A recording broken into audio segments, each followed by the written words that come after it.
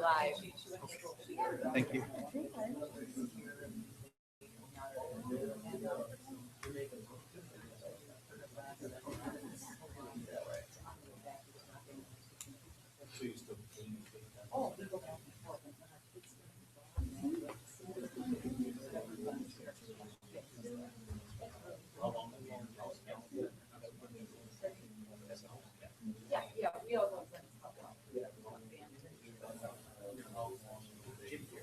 Just 3 days.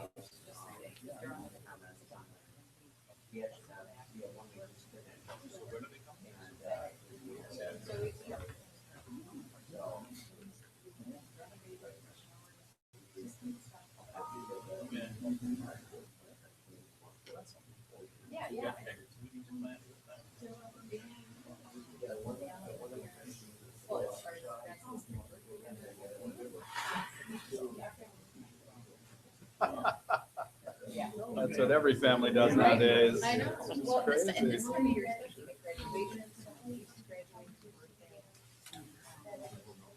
I mean, go on Facebook to keep up or something. Well, I told you,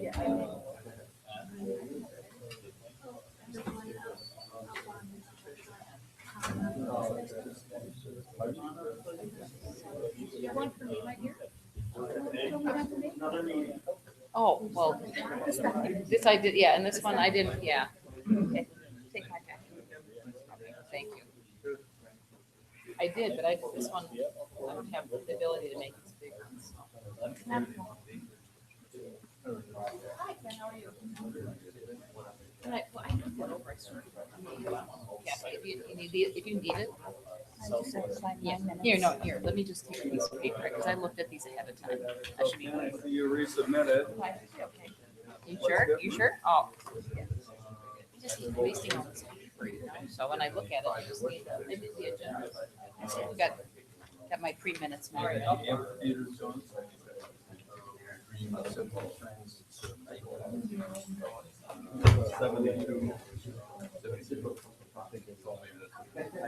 Don't hold me to that. Yeah, I saw it was all spelled out. I couldn't see a lot of changes, so. Okay.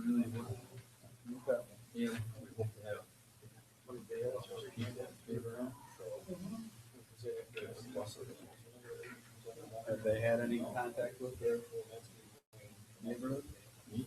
Your daughter and. I just think it's I just need to check this. No, I meant that they reached out to the people. Yeah. Talked to them. We're gonna have I'll just take one. Okay. That's good. I lost a key on 40 last week, so I went. Yeah, I'm scattered right now, so. Okay.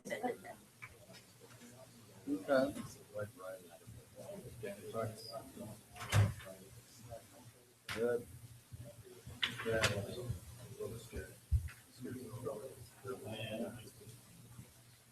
Oh, yeah, you got a lot of blood, sweat, and tears in this.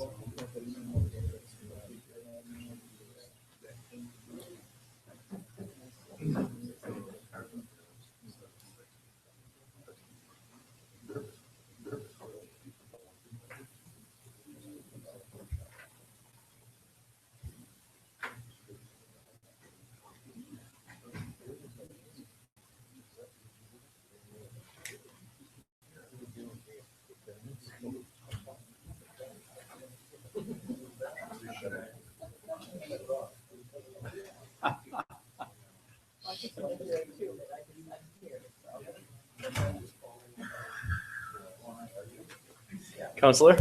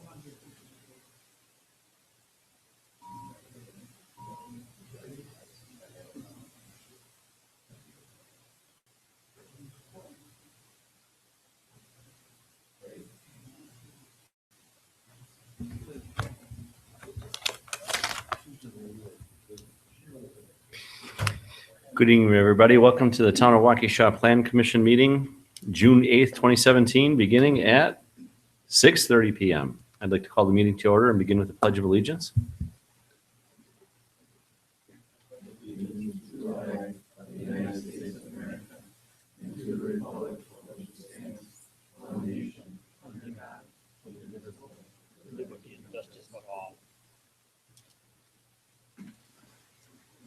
And Madam Clerk, could you call the roll? Commissioner Miller? Here. Commissioner Ramirez? Here. Supervisor Fisher? Here. Here. And Commissioners Flanagan and White are absent. And Madam Clerk, answer the openings law. Yes, we have. And we could move on to approval of the minutes from 5/11/2017. Is there a motion? Any discussion? All in favor? Aye. Opposed? Motion carries. On to 6, discussion and possible action. A, accessory building for Mark Malin, location is South 46, West 22470 Tansdale Drive. Tax key number is WAKT 1392001. This is for a recommendation to the town board. Planner Ray Barczyk. Thank you, Mr. Chairman. The petitioner tonight is looking to construct a 984 square foot accessory building on the property. The height of the accessory building will be 17 feet as measured from the grade to the peak. The siding and the asphalt shingles will be the same color as the principal residence for compatibility. The accessory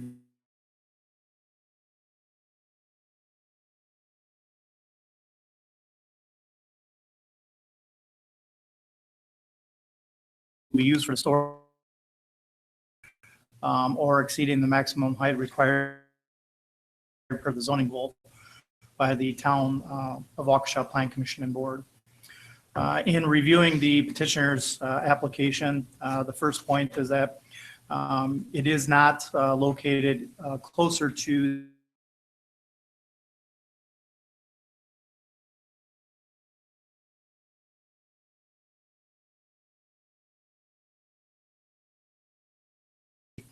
we have a 12-foot by 12-foot shed on the property. Again, the proposed structure is 984 square feet. Because he has a little over 1 acre, he's allowed 100 square feet of total aggregate accessory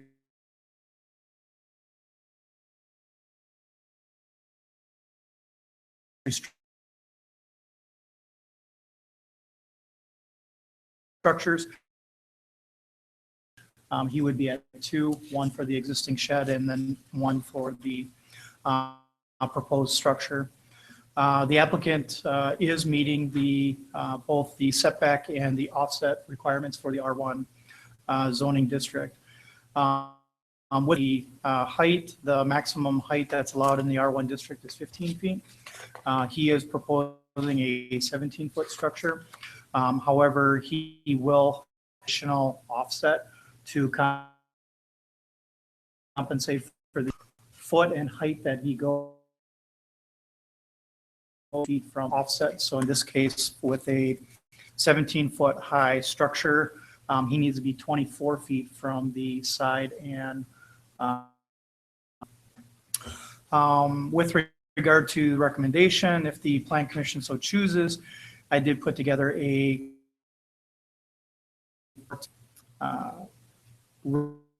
recommendation subject to the 8 standard conditions. So with that, I will turn it back over to the Plan Commission. Thank you. And is Mr. Malin here this evening? I am. Yeah. Good evening. Good evening. Any questions for either the petitioner or Planner Ray Barczyk? Supervisor Fisher. Yeah, I have 2 questions. Do we, and maybe we got this information, I know we've got the letter from Waukesha County about the on-site sewage disposal system, which is good like that. That's here. Do we have, I'm looking basically at the plat of survey that we've got here. I don't see that the location of that is indicated on there. Do we have a drawing that shows where it's located? It's the second, there's in the packet, there should be two plats of survey. The first one shows the existing conditions. Yes. The second one shows the location of the structure. It is just to the west of the existing shed. Is that not in the My packet? question is where the septic system is.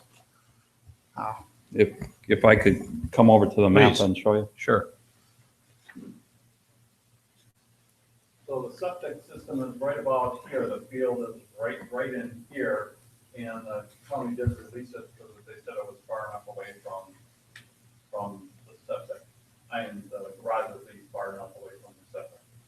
Okay, I appreciate that. And I mean, the purpose of the question is so that we're not proposing to put it where the septic system is. So you're a step ahead of us. I have one other question, and maybe you could answer it, sir, and that's I look at your drawings and the elevation that has the garage doors on it and the service door, what or not. What are those metal or what are they? I mean, I see it sort of almost looks like raised panels or configuration. Is that a solid door or metal or what is that? They were just a rendering at this time or whatever, and I haven't picked out any doors at this time. They could be whatever they need to be. So, Okay, and my purpose isn't to necessarily criticize the drawing per se, but I mean, part of what we're charged with is to look at the aesthetics of it. And I guess I would tell you, I mean, if you're buying those garage doors more typically, not necessarily, they may come in about 2-foot size height panels. I can understand you might have a functional need or requirement to have those at different height, but I think it would be a more attractive building, even though it's a garage, if the door panels in the taller and narrower one were to be, at least in terms of the height and so forth, that they would be more in keeping with the longer one that isn't as high. I see. Okay. I could accommodate that if, And I'm just looking at the aesthetics. I think it would be a more pleasing looking, recognize it's garage, but if the doors were, I guess, similar in terms of panel height, just my personal opinion. Thank you. Okay. Sure. Is there perhaps a reason that one door is higher? Are you storing an RV or something like that? or I plans am for- storing an RV in that particular one. I didn't do the drawing, so I don't know why it's like that. I don't know if that size of a garage, the height of it requires those kind of panels. I don't know why they did that. I really don't. I can see if it can be redone into the panels to match the width of the other ones, the longer. Supervisor Fisher, are you just talking about the panels themselves, or are you talking about the height of the second garage door? Well, my question was more directed to the height of the panels. I mean, the one on the left, I'm assuming if that door is around a 7-foot door, I'm assuming those are like 8-foot panels or so. Okay, or I mean 8-foot high total with the 5 panels. I mean, you got 5 panels on each one. I just think it would be more pleasing looking. I mean, if you want to have the different height, if they were more like the same height panels and you had 4 panels on each one up to the height of the taller one and 2 above on the other one, I just think it would be more aesthetically pleasing. Okay, so your objection is not to the height of the second garage door, it's simply to the way the panels are situated? Yes. Okay, thank you.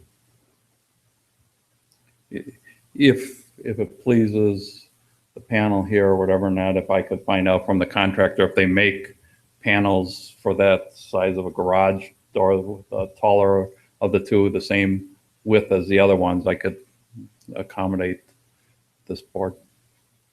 I mean, I think as a practical reality, you've got a builder yet or don't or not? Yes. I mean, I think as a practical reality, when you really get down to it, I think you're probably going to find the garage door supplier is probably largely going to answer the concern I've addressed already. Unless you're Okay. asking for something special order. I mean, those on the No. left-hand side there, again, if that's about 8-foot high, I think it's unlikely that that's going to come as 5 panels high. So that that may largely be answered by whoever provides the garage doors.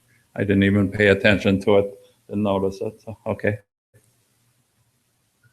Any other questions? Is there a motion? In a second? Any further discussion? All in favor? Aye. Aye. Opposed? Motion carries. Thank you. And on to final plat for Bellman Homes LLC. Location is Rolling Oak Subdivision. Tax key is WAKT 1389067. This is for a recommendation to the town board.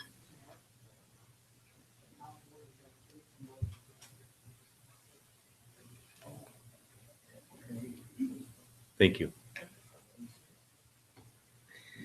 Planner Bartek, you're up again. Before you tonight is Bellman Investments LLC. They're looking to do addition 2 of the Rolling Oaks subdivision. This is the final addition to the subdivision. The Rolling Oaks subdivision was previously master planned and laid out, or the preliminary plat was approved by the town of Waukesha. As each addition proceeds, the petitioner submits a final plat for discussion and action by the town of Waukesha Plan Commission and Board. The Rolling Oaks 2 addition 2 includes 15 lots, so lots 78 through 92 on approximately 13 acres. The lots range in size from 30,000 square feet to 39,000 square feet. The lots will be accessed by the extension of Spafford Lane and Tim Drive to Beheim Drive. Each lot will be served by a private on-site well and septic. With regard to the planning comments, the subdivision is zoned R2, the single-family residential district. Some of the requirements are building location is 50-foot setback, 20-foot offset. Principal building heights are 35 feet, accessory building heights are 15 feet. Floor area ratio or floor area for principal residence is 900 square feet for first floor, 1,500 square feet total. Lot size is 30,000 square feet, minimum lot size with 120 foot minimum average lot width, and then open space is 20,000 square feet. When I had done the review, the one thing that I had pointed out is lots 90, 91, and 92. We just want to make sure that the minimum lot width is 120 feet at the 50-foot building setback line. So we just want verification from the developer on that. Also, the petitioner shall provide some verification, lots 86 and 87, that there's a sufficient building pad resulting from the identified building limitations, so the setback from the ordinary high water mark. Also, the petitioner has identified a 100-foot well setback, but I didn't see anywhere in the notes on the final plat as to what that setback is in regard to. Is there building that can happen in there? What are the limitations? So I thought that that should be included in the notes section. And at this point, there wasn't any sign application, so I don't know if there's any proposed signage that's going to be on the intersection of Spafford and Beheim Road. With that, I'll turn it over to Engineer Janelli for the engineering comments. Thanks, Jamie. I have basically just 2 comments on the final plat. The first one was, I think, probably a typo. There's a chart on one of the pages that talks about minimum basement floor elevation. And I think one of those elevations was just a typo. So just requesting verification of that.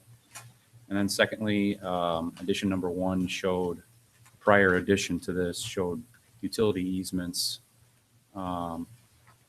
along Tim Drive and other places, and this plat did not. So we're assuming that easements will still be necessary and they probably should be shown. Yes. And other than that, that's all my comments. Thank you.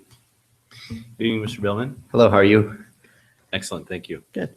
To address your concern on the utility easements, we do have a meeting with We Energies. We did submit all our drawings, and they're very busy and backed up right now. So the meeting's on the 28th.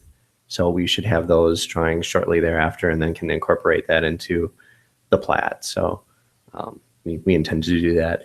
And then as far as the foundation elevation, that's can be easily corrected. So if you could just if you have a document or something on which one it was. 92, okay. And we do have all the foundation elevation reflected on the plat, so we'll have that handled. All the perk tests are done. And then we can also address the well setback if you'd like that on the plat. That's not a problem. Okay, those are easy to do. And then we do have comments from the county. We just received them this evening at about 5:30. So it was all minor stuff and just getting the application to them. So because it's addition to the original subdivision, we just have to do a couple different forms and get those submitted. So we plan on doing that basically upon approval. So. Planner Barczyk made one comment about a sign. Any additional signage going to be there? No, we already have a sign on Beheim and Guthrie, and then there's another sign on Tim Drive coming into the development. So we, at this point, we don't need to add any additional signs. So that's why there wasn't anything requested. Thank you. Any questions for the petitioner, the engineer, the planner, supervisor? The question for, I guess to start with, Planner Rubarczyk, concerned about your comment number 3 on the top of page 2 that says the petitioner shall provide verification that lots 90, 91, and 92 measure a minimum of 120 feet at the 50-foot building setback line. My question would be, what if they don't? Where are we at? Well, then they don't meet the ordinance and the lots would have to be redesigned accordingly. Right now, they're showing at the base setback line 105 feet, 105 feet, and 116 feet. But I don't know what the dimension is at the 50-foot setback. So that's something that they'll have to provide to myself and Engineer Janelli as verification. Yeah, I guess the comment that I would have, I really kind of wish that weren't brought before us tonight with that as an open issue. I wish we could have an answer to that. I think that puts us in kind of an awkward position. And I'm sure I don't have a scale in front of me, but I can have those measurements to you tomorrow. They all are lots that are wider in the rear than in the front. So I understand that, but again, this isn't even something that somebody should be doing by putting in engineering scale on a paper reproduction here. I mean, that would be something when people, we've been through this issue before, when they're doing the layout of these lots and everything, I think that information ought to be available and not left simply open at this point in time. If they're not that, and this has to be reconfigured, that leaves me uncomfortable.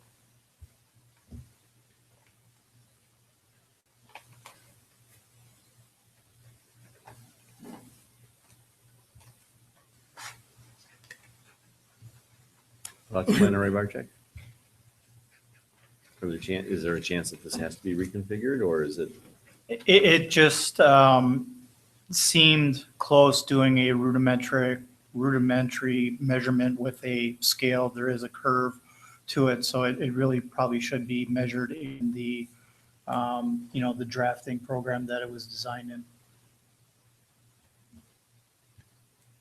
And the one thing I'm not aware of is, when we submitted the original design, we had all the lots laid out this way. So it might have been looked at back then, but obviously because of the time, it's been several years. So I don't know if that was on there or not at that time.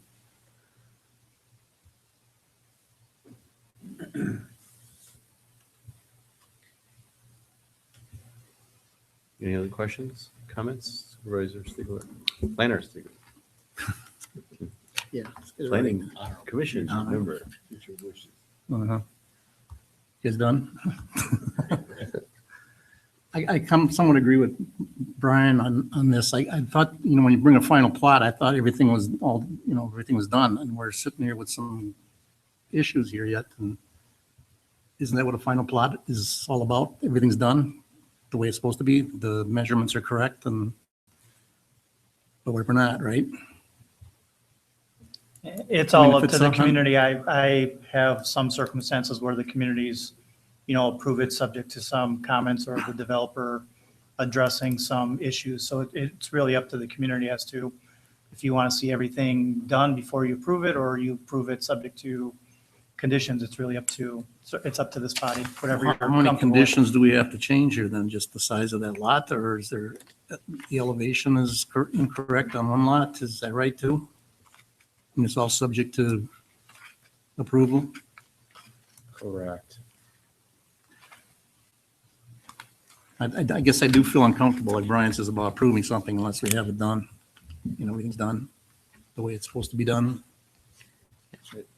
I think the planning commission has approved final plats similar to this. I grant you the lot issue is maybe a little more scary, but I think planning commission has done that in the past with some conditions like this.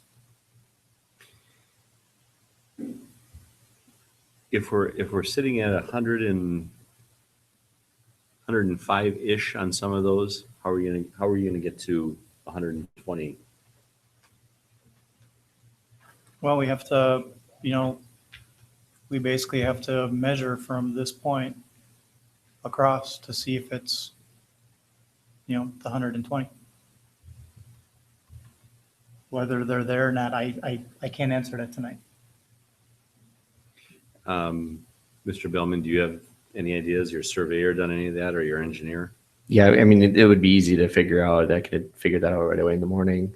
Obviously, don't have the ability to figure that out right this second. But I know in the past when we've done the other phases, normally, I think this is a little different than the last time where we normally make our submittal and then we do the final plat after, we've gotten approval. So we've done development work and then went back and got final plat.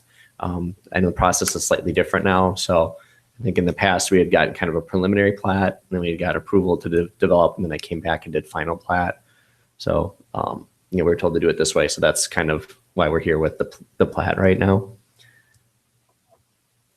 I guess I'll just ask a follow-up question that maybe Attorney Macy can answer it. Maybe you can, Mr. Bellman. I mean, are we under time constraints? We have to act on this tonight? Are we obliged to do that?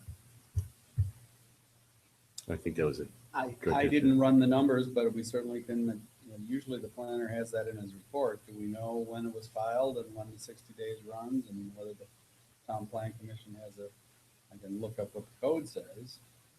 But I also want to say, this all would have been checked at the time there was a preliminary plat. The preliminary plat should not have been approved in this day and age unless it's checked out.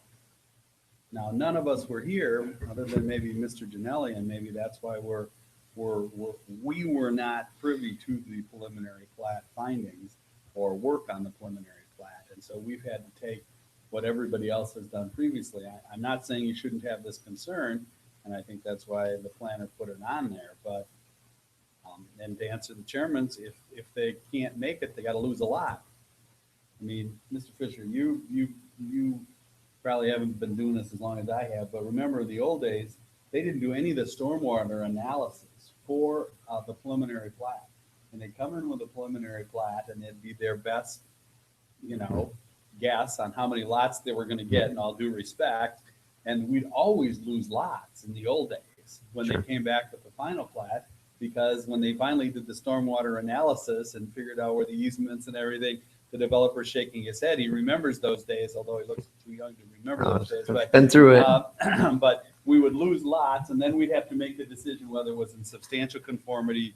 The final plat was still in substantial conformity with the preliminary plat.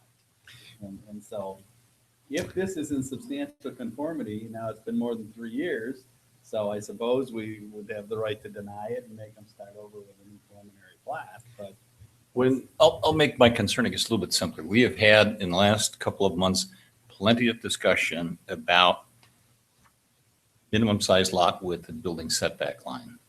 There are a lot of discussion about that. Part of the things that have been dropped into that discussion is that we have lots in the town that do not comply with our current ordinances. And I just think it would be irresponsible for us tonight to plod forward if there's a potential that there are 1 or 2 or 3 of these lots that don't comply with our town ordinance. And I just am not comfortable, whatever the history of it is, whatever it might have done with a preliminary plat, with anybody looked into that at that point in time. I'm just not comfortable proceeding with it at this point in time. I think that question should have been answered before it comes to us tonight. I don't mean to sound unreasonable, but it puts the plan commission and town board, I think, in a very awkward position. Are we perhaps we approve the plat tonight? Are we approving 1, 2, or 3 more lots, which again don't comply with our ordinance? And I don't like being put in that position. I'm just that straightforward. When was the preliminary plat approved, do you know? No, I don't. It would have been It might be in one of the letters. I might have it with me if you bear with me a second. 2006 maybe, or is it that? No. Was that early? 2010? 2011. Give me one second. I'm going to look through the older approval letter here. The other question I had is with regards to the plat, because again, in the past, we haven't normally had to do the plat prior to any development work. You know, a lot of times we've done the development work and then got the final plat approved. So I guess my question would be, I'm okay if we need to come back for the final plat, provided, you know, you can get some approval on, you know, conditional approval on, you know, the development work. Obviously, we have to go through letter of credits and those kind of things yet. You know, if those things all check out, you know, obviously we're getting in that season where we want to start building roads and things like that. And I'm more than happy to come back and do final plat. I don't believe that there's going to be an issue there. And the lot adjacent there, lot 89, is 136 feet wide. So more than likely, if we had to make an adjustment, we would be able to. We have plenty of width there. Correct. Correct. Here's a real simple question, Mr. Bellman. If, and leaving aside, and maybe they're checking at it, whatever the timing is, unless there's an issue with our ordinance or statute for the timeliness of the approval of this, if you were to come back 2 weeks downstream from now with the answer, is that a significant issue or hardship for you for getting the town permit if this were pushed downstream 2 weeks? Yeah, I guess it just depends on if we're able to, you know, kind of proceed with some of the initial development work. If not, I mean, we can certainly make it work. You know, we put a lot of things together, kind of make the submittal on a timely basis. But I guess if we were able to get the approval at the next meeting, that would be, we could still, you know, get the work done this year. It's not a big addition. It's just one street. So I don't feel like, unless we get a lot of rain this summer or something, I think we'll be able to get the work in this year. Okay, thank you. Planner Ray Barczyk, you've got, or somebody redline 90, 91, 92. Is that your redlining or is that? Yeah, so the Blue Beam program that we use to review PDFs, we can scale it. Okay. So I've scaled it using the dimensions that they have on the lot line. Now, I'm not able to make a measurement on a curve, so I did a straight line at the building setback. And according to the program, it's showing lot 92 is right at 120 feet at the 50-foot setback. 91 is right at 120 feet, and lot 90 is at 131 feet. But again, there's a level of accuracy to the program as well.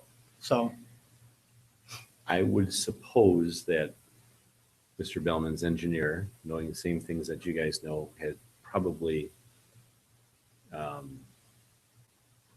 forecast that and put those measurements in. Supervisor Fisher, would you, knowing that Planner Ray Barczyk had measured those, would it be objectionable to you if we move forward on this with a condition that we come up with those exact measurements in the next couple of days? If you're, Yeah, I'm sure I could probably have that for you tomorrow. And I That's understand. the condition that's already been.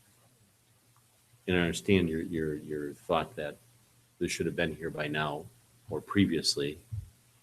I guess I'll respond to your question this way, and not to sound unkind, but never again. I mean, is that fair? That we're not going to go through this type of thing again?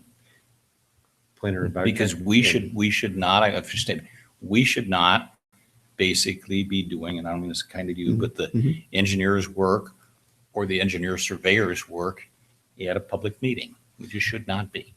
I don't disagree. I think what you're asking us is not to be staffing these things at a plan commission or board meeting, and this should be done previously and in the future please do so. When was the final plat submitted, Kathy? There's got to be a date. It had to have been filed on a specific date. And in the future, Mr. Fisher, we should have this in the reports too, usually. Yeah. Yep, if I had known I could have gotten a measurement even today, I wasn't aware of it until right now.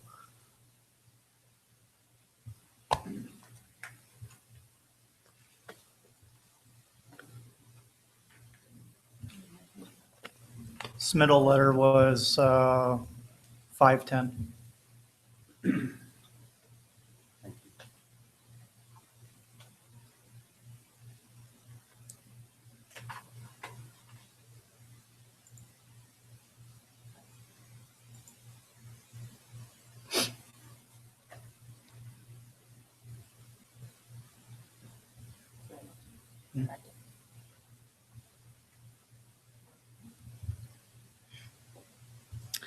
I would make a motion that we approve with the condition that within the next week, we get confirmation of the measurements for those 3 lots to make certain that they fit our code. Is there a second? I'll second the motion. Are all the other conditions of the report also included? Yes.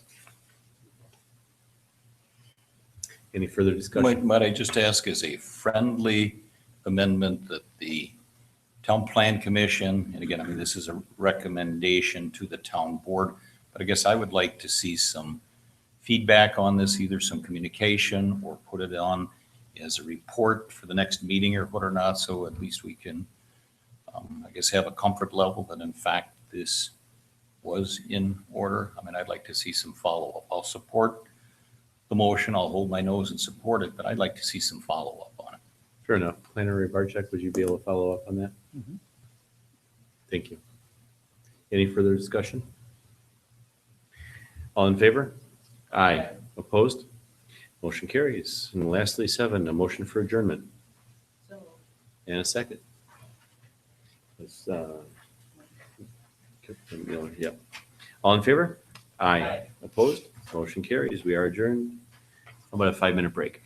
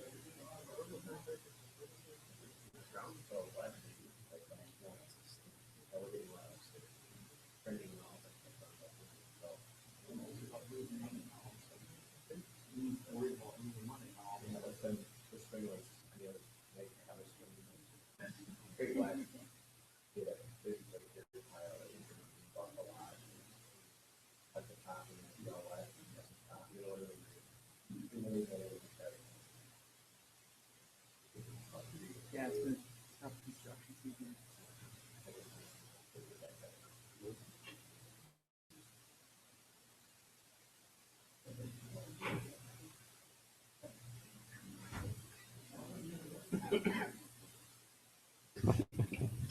Good evening, everybody. Welcome to the Town of Waukesha Town Board meeting on June 8, 2017, beginning at 7:10 PM. I'd like to call the meeting to order. Madam Clerk, could you call the roll? Chairman Merrick, Present. Supervisor Fisher, Here. Supervisor Wolf, Here. Supervisor Ag, Here. Supervisor Durr. And Madam Clerk, have we met the requirements of the open meeting law? Yes, we have. And we could move on to citizens' comments.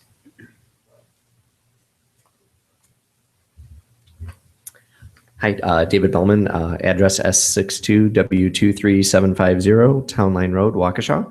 I was at a previous meeting where we presented a project called Operation Finally Home, and that's where we're building a home for a wounded veteran.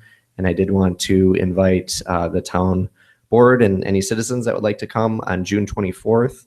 We are doing the groundbreaking ceremony on that project in the town of Waukesha, and it's basically off of Brook Hill Road and Highway 59, so right by Rose Glen Elementary School, and that'll be at 9 o'clock in the morning.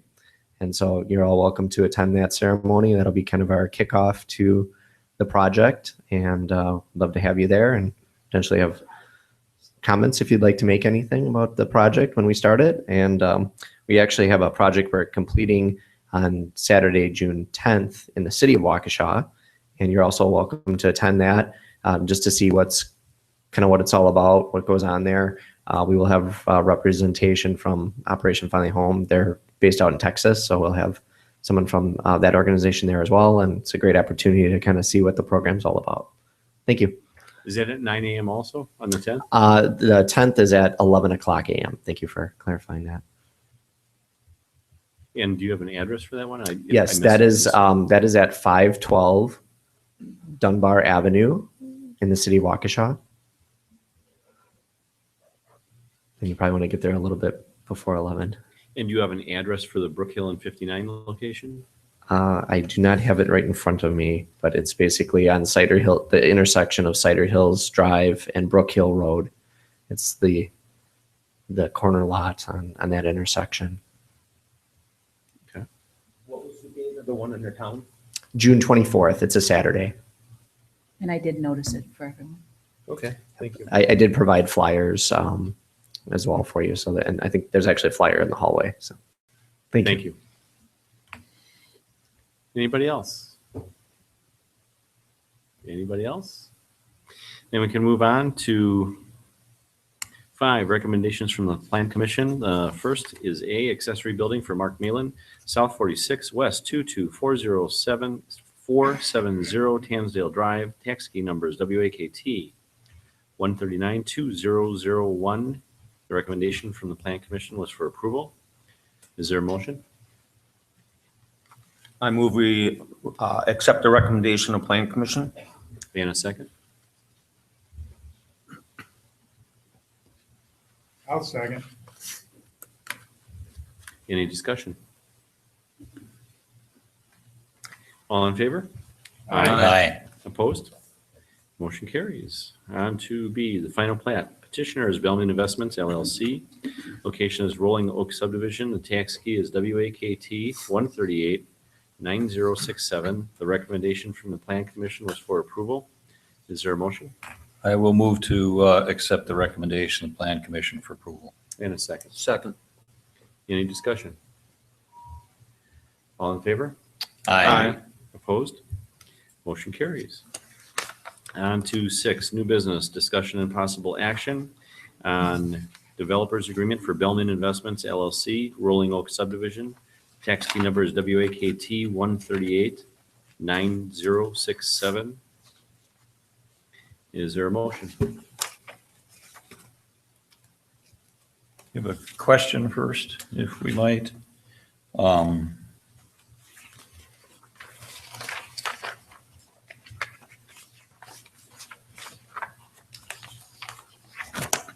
Pertaining to the letter that Attorney Macy has drafted with his legal review and recommendations. Where are we at with any of those things that he has recommended or anything? Are you aware of that? Where are we at with any of that? Not sure if I saw that letter. I apologize if. You're talking about the May 23rd letter, Mr. Yes, there's a previous one, I know, the May 23rd. I'm just trying to get an understanding of, And it may Whether- not be that the planner and the clerk can realize, I don't share them with the developer, I share them with them. And so Okay. they can check to make sure that that my comments make sense, so it may well be. Kathy had just mentioned that she has not submitted them to the petitioner, so he's not aware of the letters yet.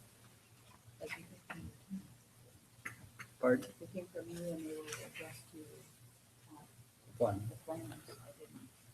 No, we just have to get the protocol in place. It's just, some attorneys will, you're my client, so I send it to you. I understand. And then I expect that everybody looks at it and say, if they say Macy number 2, there's a special reason he has to not have to do number 2. We don't have to burden the developer with something that he doesn't have to concern himself with. So specifically, in answer to your question, apparently it's not been shared with him yet, and it'll need to be shared with him so he can, if the planner and engineer agree that those comments are purposeful, then they would share it with him. We just got to get our system in place. Okay. I think maybe what's appropriate is I would agree with Mr. Macy's comments.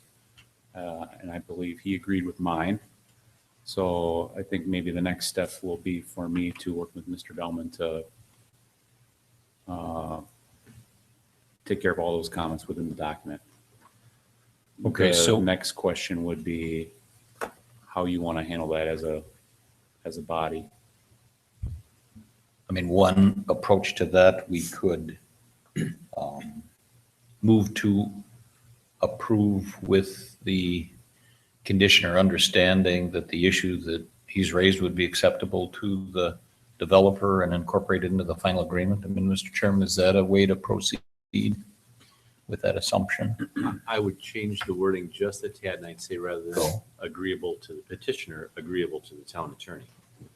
That the developer's agreement would be changed in a manner agreeable to the town attorney.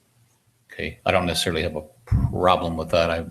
My assumption was kind of that what he's recommended they would accept, but certainly it can go both ways. Sure. I'm fine with that. Let me tell you how it works from my perspective. If you were to pass a motion on the developer's agreement, which is on the agenda, to approve the same subject to the final form being acceptable to the town attorney, that's already in the preliminary plat, or I'm sorry, the final plat conditions that is subject to my approval and your approval. So that's already in there if you approve the preliminary plat, if you approve the conditions of the plan commission on the final plat, it's subject to you and to the board. So the board could approve it subject to me. If there's anything substantive, it comes back to the board. So he'll get my comments, he'll get the engineer's comments. I'm not going to add to my comments unless you add something tonight. But if he, has a strong problem with one of them, if it's substantive, I have to bring it back to the board. He knows that. Understood. I don't get to make policy decisions. I just make, but I want the opportunity to make semantical changes. Sure. If he, I appreciate that. I guess and maybe somebody can help me through this. Your first letter or your letter on this goes back to March 27th. Is that it was a legal review and recommendations? I believe is March 27th. In what kind of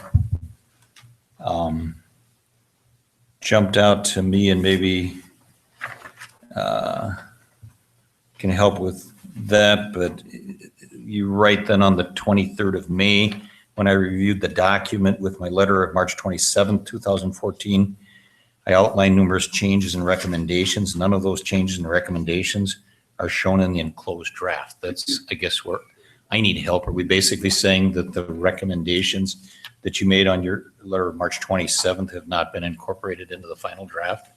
Is that the bottom line? that's correct. But it's my understanding the entire project fell apart back in 2014. It didn't proceed. And he may never have gotten my comments then either. Well, as far as where the developers agreement document came from, that was this project was the template for what you use going forward. So that's, I did email the town clerk to make sure I had the most current copy, and then we added in our information on that document relative to the project, and then made the submittal. So I guess I was understanding that we're using the most current template that you had. So To answer your question, because I sometimes the tendency not to answer your question. The answer to your question, they did not make the changes from the original review, and they haven't made the changes. I don't know they ever got the comments from the original review or from the latest review. So I can't hold them responsible for not making the changes. We don't know if they've ever received them. Right? So maybe we could clarify with the motion. Please. So I would make a motion to accept the developer's agreement with the incorporation of the letters from the attorney dated May 23rd, 2017 and March 27th, 2014, and approval of the final review from the town attorney. I'll second. Any further discussion? All in favor? Aye. Aye. Opposed? Motion carries. On to B, letter of credit for Bellman Investments LLC, Rolling Oak subdivision, tax key numbers WAKT 1389067. Engineer Janelle. Thank you, Mr. Chairman. Yes, before you, you should have a letter from me dated May 25th, in which we are recommending the establishment of a letter of credit for this Rolling Oaks Edition 2, Rolling Oaks 2 Edition 2, the third and final phase, basically, of the Rolling Oaks subdivision.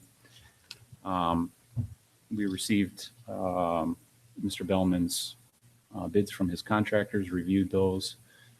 That's itemized on the letter there. We've total cost of construction is $215,000 and change. We always add a 20% contingency based on the town's ordinance. That subtotal is $258,000. In addition, we guesstimate construction review fees for engineering staff to review the construction. And all that totals $273,613.80. And we would recommend that the amount of the letter of credit be, or that the letter of credit be established in that amount, subject to the attorney's, Attorney Macy's review to form. Any questions for the engineer? Is there a motion?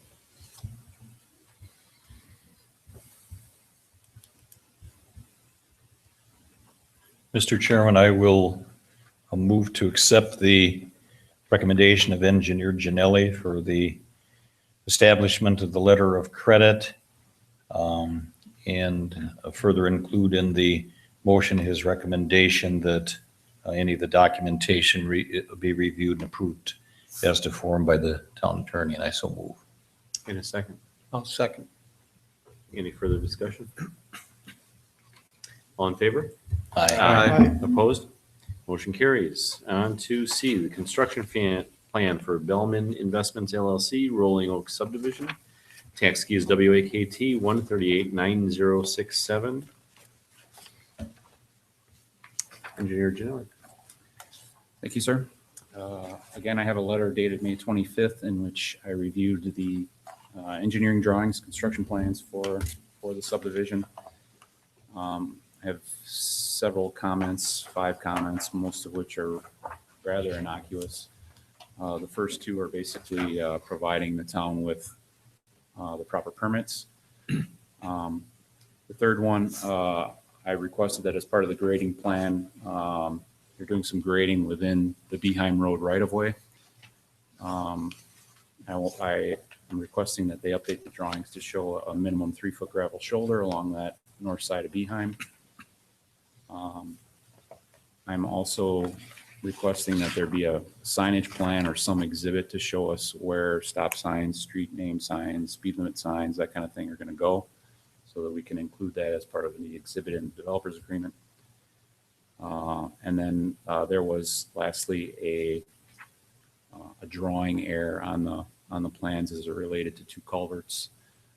I've since talked to the engineer about the design engineer about that, and have been satisfied with the change. I would make a recommendation to the board to approve the drawings subject to these conditions and also obtaining county approval, which they're currently working through. And Correct. Yeah, we did get a letter from Leif at the county with just a couple comments, and most of it was just about most of which those- permits we needed to apply for because we already had an open permit from before, and the stormwater retention device was already put in the previous phase, so that's established. And I think the only other thing that they were looking for is that we get that the planting verified and closed out because we do have a bond with them. So they want us to. Looks like it's in good condition. We just need to close that part out. Any questions for the petitioner or the engineer? Is there a motion?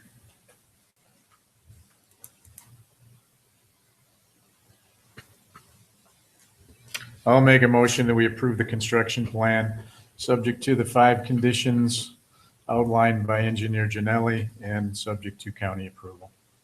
In a second. I'll second that. Mr. Chairman, I would ask that, since we're not sure what the county might add, to the maker of the motion, the second also say, in the final form of the construction plans being subject to the engineer's review and approval. If they make some changes, we got to have a mechanism to bring it back without bringing it back here. If the changes are substantive, again, they have to come back here. If they're not substantive, the engineer would then have the authority to approve. Agreed. Supervisor Durr? Yes. Any further discussion? All in favor? Aye. Opposed? Motion carries. On to D, declaration of restrictions. Petitioners, once again, Bellman Investments, Rolling Oak Subdivision, WAKT 138-9067. Planner Ray Barczyk. Yeah, Attorney Macy has provided a letter to the board dated May 24, 2017. I have reviewed that letter and concur with his comments. The only additional comment that I would have is I did still see in the restrictions that 35-foot front yard setback versus the 50. Okay. So we do need to modify Change that that. typo. Yep. Yeah. Okay. Aside from that, That's not a problem. they're uniform with the covenants that were as part of phase 1. Thank you. Any questions for Planner Ray Barczyk or the petitioner? Is there a motion? I'll make a motion to approve the declaration of restrictions. In a second. I'll second. I got to add that it be subject to, as your last motion, Mr. Trust Supervisor, that it's subject to making the modifications in the May 24th letter and subject to my final review. Please. Just one final question, Mr. Chairman, and that would be to Mr. Bellman. You've seen this letter or not? No, I have not. Okay. We'll make sure we get it. Yep. If I could get copies of all those, that'd be great. We can adjust those pretty easily. Anything further? All in favor? Aye. Opposed? Motion carries. On to letter of credit reduction. This is again Bellman Investments. Kind of capitalizing the town board tonight. Sorry. No problem. Rolling Oak Subdivision Builders, Inc., Phase 1 and 2, Engineer Janelli. I'm going to be kind of embarrassed here because I can't find my letter within the packet, so I'm going to do it the old-fashioned way.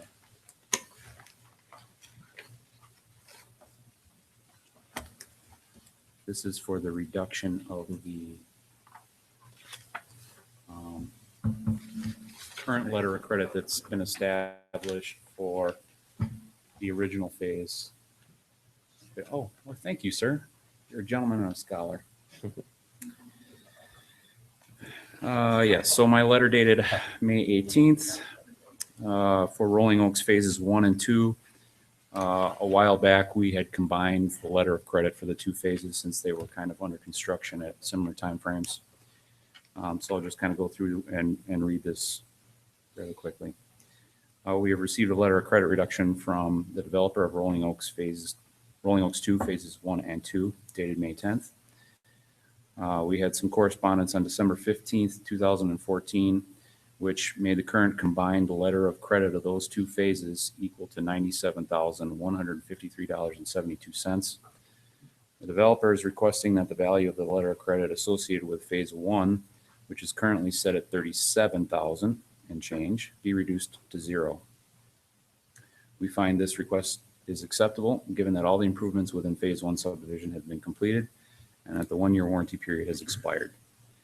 The developer is requesting that the Phase 2 letter of credit value be reduced from $60,000 to $35,000. The $35,000 value equates to the cost to install the final surface course plus 10% of the surface course and includes sufficient funds to cover the anticipated construction review, administration, and punch list work associated with the rest of the subdivision. We therefore recommend that the letters of credit be in the amount of $35,000, which represents an overall reduction of $62,000 and change. It is noted that this value is only for the construction costs, estimated town engineering costs, and contingency. The value does not include developer and engineer's costs, which normally doesn't. The form of the letter of credit is subject to review and recommendation by the town attorney. I have one question, Engineer Janelli, who inspected the improvements to make sure that they're what we I did. You did. Thank you. Any other questions for the petitioner and/or Engineer Janelli? Is there a motion? I'll make a motion to reduce the letter of credit. And a second.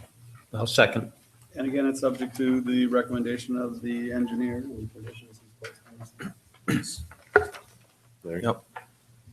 Any further discussion? All in favor? Aye. Opposed? Motion carries. On to F, request for hearing for Sharish Mehta regarding professional service billing. Attorney Macy. Yes, and you can step up. I'm just Okay. going to give them a little introduction. No, you can come to the microphone. I'm just going to give them a little background because they haven't had. As the board knows, I have not in my tenure seen this issue come before the board. Maybe it has at a meeting that I wasn't at. So the chairman's asked me to outline the procedure that is being followed tonight. Everyone here knows that you have a chargeback ordinance for professional fees. That chargeback ordinance those chargeback ordinance or the concept of the same have been upheld by the court and as to the constitutionality of the same.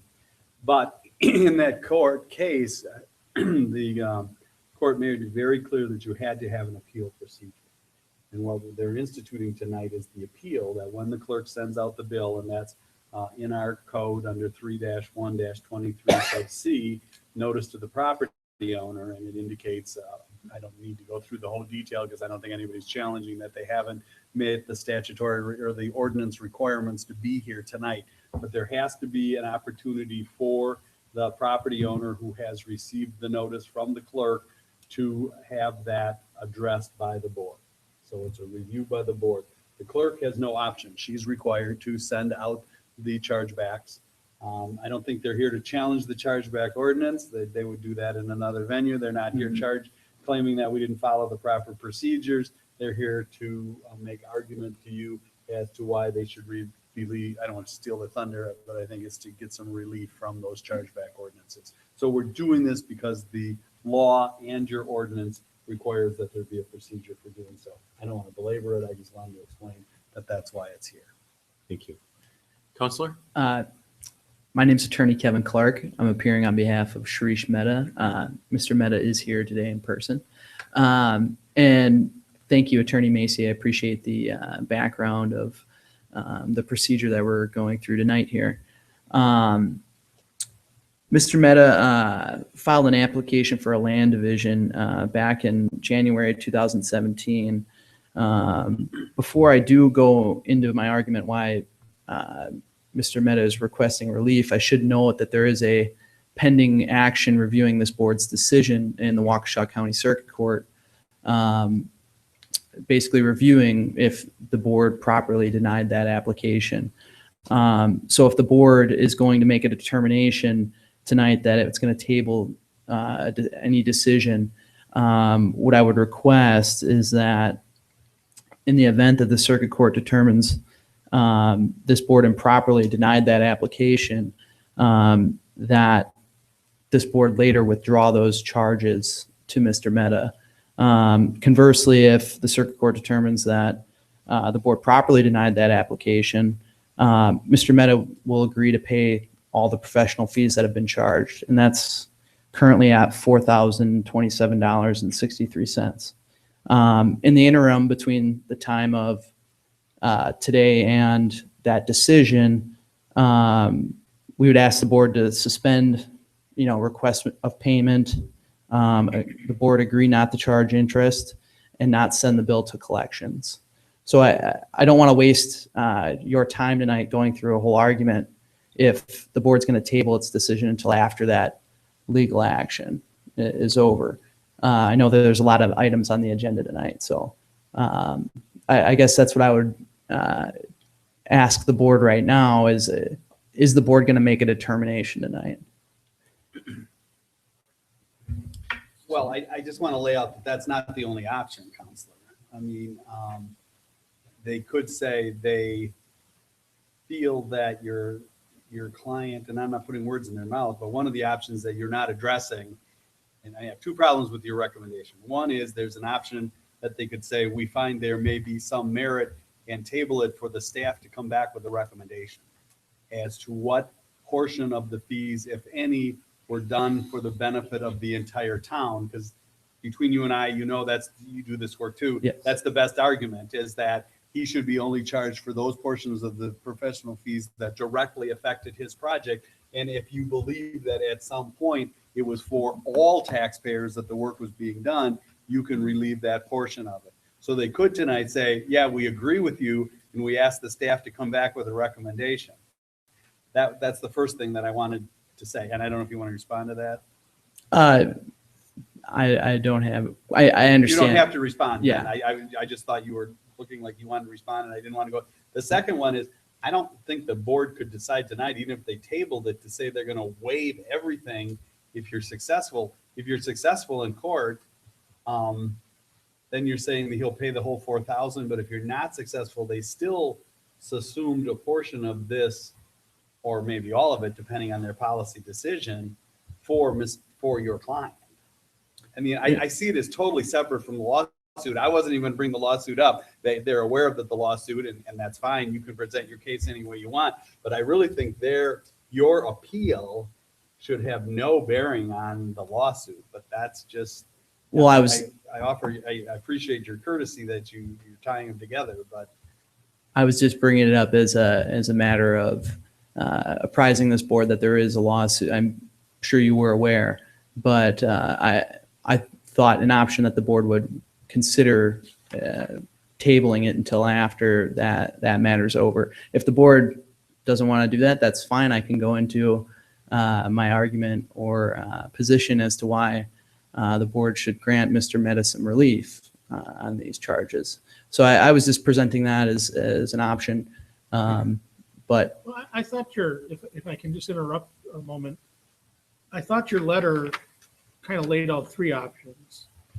Therefore, Mr. Mehta requests that the board wholly withdraw charges for professional services in the amount of $4,027.63, or amend the amount to exclude the town planner and engineer charges, a combined total of $2,603.62. In the alternative, Mr. Mehta requests that the board table its decision until the pending action reviewed by the town board's decision to deny the application of land division is completed, in the event that the circuit court, and then it kind of goes out to lay out what you had defined. yes. So I guess I'm confused on what the request is here tonight. Well, I can go into my position as to for relief, but I was just sort of hedging because I understand that the agenda is quite long tonight, so I was going to. I think this question is, if you want to go around the table and you say, we don't need to hear the argument, we're just going to table it and decide after the court case, that's his courtesy. I think he's making Yes. that courtesy. And we can do that by going around the table. If people are of a mind to say we'd rather wait for the lawsuit to make this decision, that's an option. And he's just saying as a courtesy, if that's where you're headed, let's not make the argument tonight. Let's make the argument Right. 6 months or a year from now. But withhold, don't place it on the tax bill, and don't charge it, and don't send it to collection until the lawsuit's resolved. That's correct. In my mind, these are two mutually exclusive issues. The bill and the lawsuit are mutually exclusive, and they don't belong being paired together in my mind. Supervisor Fisher? Yeah, I guess two questions. One, just even the factual information that somebody can answer. You outline in your letter that the town has charged your client $4,027.63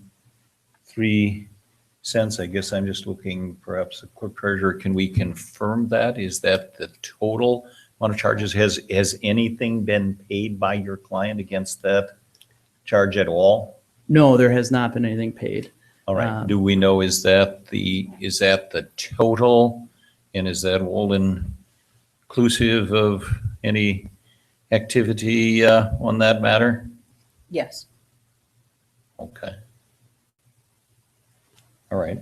Thank you. I mean, I don't see at the moment while we're back on that. Do you know, Counselor, is there any kind of a scheduling deadline for that or anything? When is the court likely to hear and decide on this matter? Can you give us any insight? There is a briefing schedule. I don't have it out in front of me.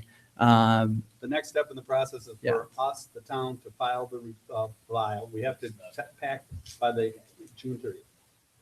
And then there's a briefing schedule that Yes. follows after Okay. that. It usually is 30 days to 60 days, Yes. and then we get 30 days, and then they get another 15 days. I'm just guessing.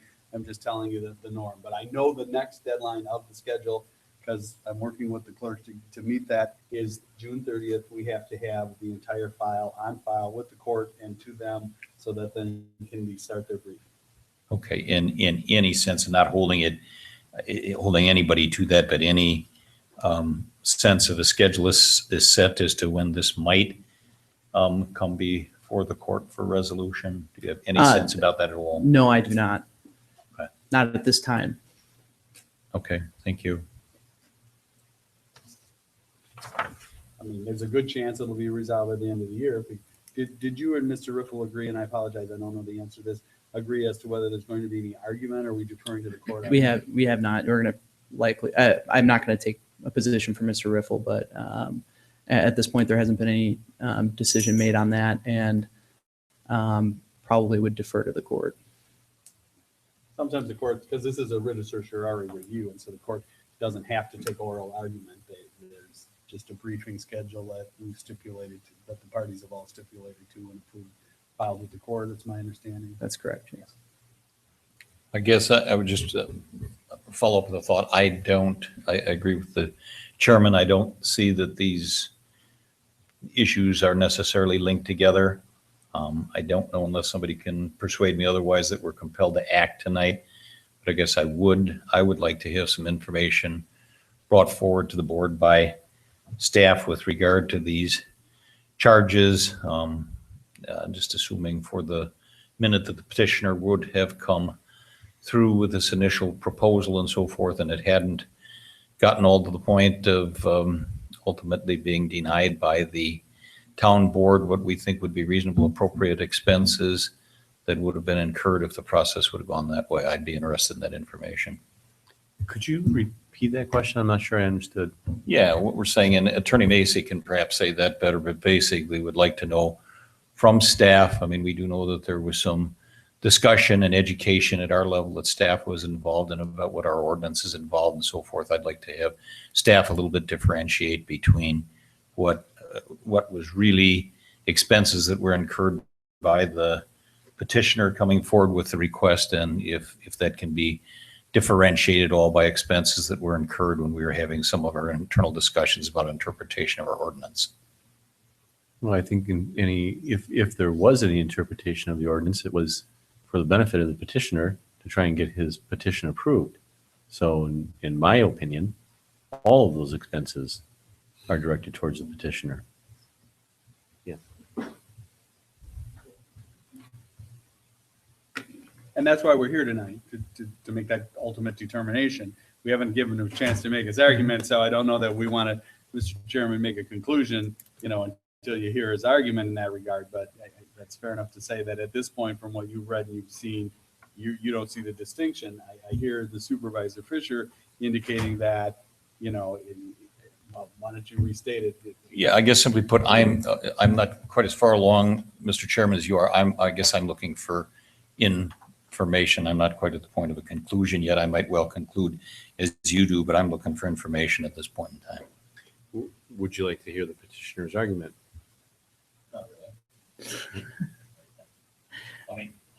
I'll certainly listen to it. Go ahead. I don't need to do it for me, but if you want to make the argument, go ahead. Well, once this application had gone through, the town planner and town engineer both reviewed the plans for the land division and both recommended approval for this board. There was, as we've discussed, there was some discussion as to the town ordinances and what the interpretation was as it related to the minimum as to, the minimum average lot width and what that meant. And it's my understanding that the town has actually decided to recodify that section or amend its ordinances with respect to flag lots and lot width. And so our argument here is that, while these expenses were incurred for the purpose of this land division, the town ultimately did not take the recommendation of its professional staff and decided as a matter of policy to deny this land division because it would put it in a better legal position with respect to flag lots. So my argument is that Mr. Mehta should get relief from the professional expenses that were incurred because this town board didn't deny the land division because Mr. Ryberchuk said that it wasn't approved or didn't recommend approval. The town board made this policy decision on flag lots. Counselor, could you explain how you arrived at your conclusion that the town board decided not to approve that land division based on that it would put us in a better legal position? Where did that come from? Yes, and I pull out here. I did provide Exhibit D. There is some emails between Mr. Ryberchuk and to Paul Jensvold, who is the Yankee and Yankee engineer that created the certified survey map. And you can see in there about halfway down, it says, Attorney Macy stated that the interpretation that Chris and I are using puts the town in a bad legal position with respect to flag lots. Stated our interpretation makes the creation of flag lots easier, which is not the extent of the zoning and land division ordinance. You also provide examples from other communities where our interpretation is accepted and how the language is written in those codes to allow for such an interpretation. Now, I understand that Attorney Macy isn't the town board. Correct. That's an opinion from an attorney. That has nothing to do with how the town board voted on its policy decision. And so the town board hasn't put itself in a better legal position. I think you've misrepresented how the town board is acted and what our thoughts were, because quite frankly, you don't know what our thoughts were. Well, my I want to response. bring us back to where it's supposed to be at. In all due respect, these are not the judges who are hearing your case and you're making your arguments in your case. And I guess I'm taken back by that. I thought we were here tonight to decide which, if any, of these legal fees were done for the benefit of the community versus that which were done for the benefit of your client. And And it's that- almost like you want them to decide the case tonight. And I take umbrage with that. I think you're supposed to be telling them why some of these fees were done to educate the community and benefit the entire community and shouldn't be your client's, responsibility. Well, if Mr. Mehta would like to speak for a second. If I may be allowed to speak. Please. Here is the background. I wanted to subdivide the lot. So I came to office and talked to Kathy. He said, as long as you meet the ordinances, you should be okay. And so I hired Yankee and Yankee engineers to give a sketch of the lot and possible subdivision. And that was discussed and submitted to the engineers and the planners. And they worked together over a number of times. And we followed the rules and we followed whatever they recommended. And when we were to have meeting, I spent the money for the extra drawing work, extra changes, the perk test and all the other things based on the advice, assuming that they are speaking for the town.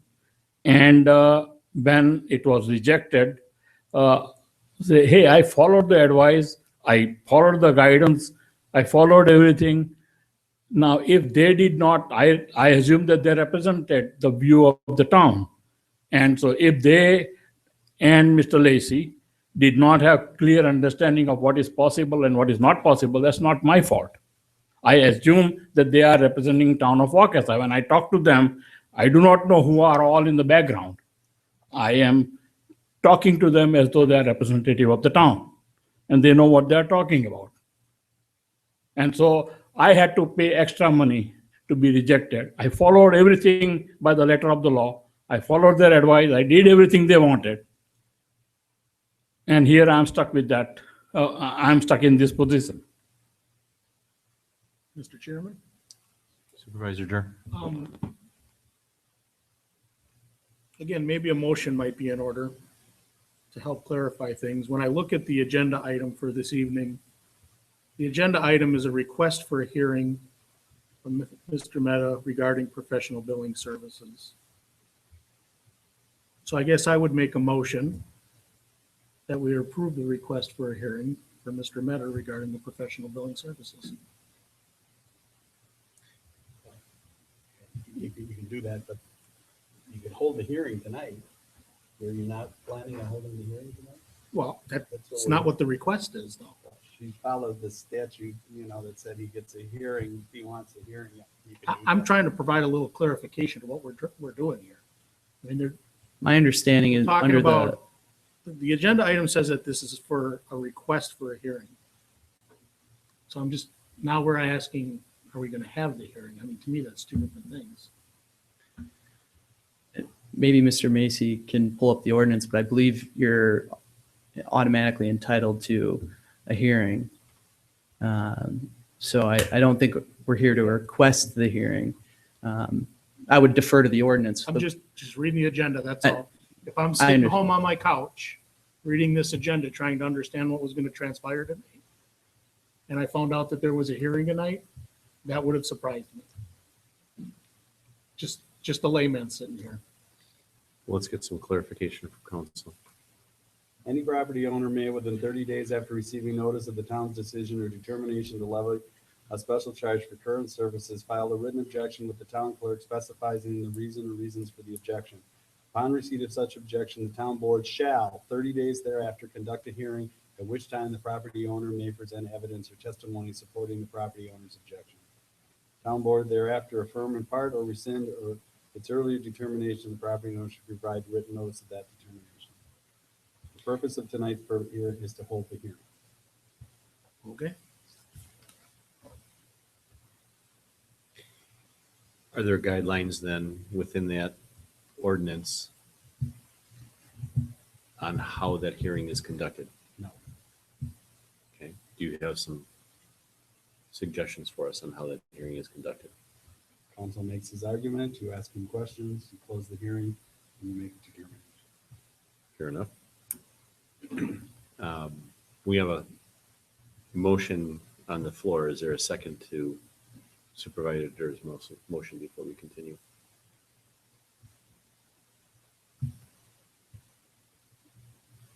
Seeing none, then perhaps we should move on to the petitioner's arguments for the professional services billing fee not being charged.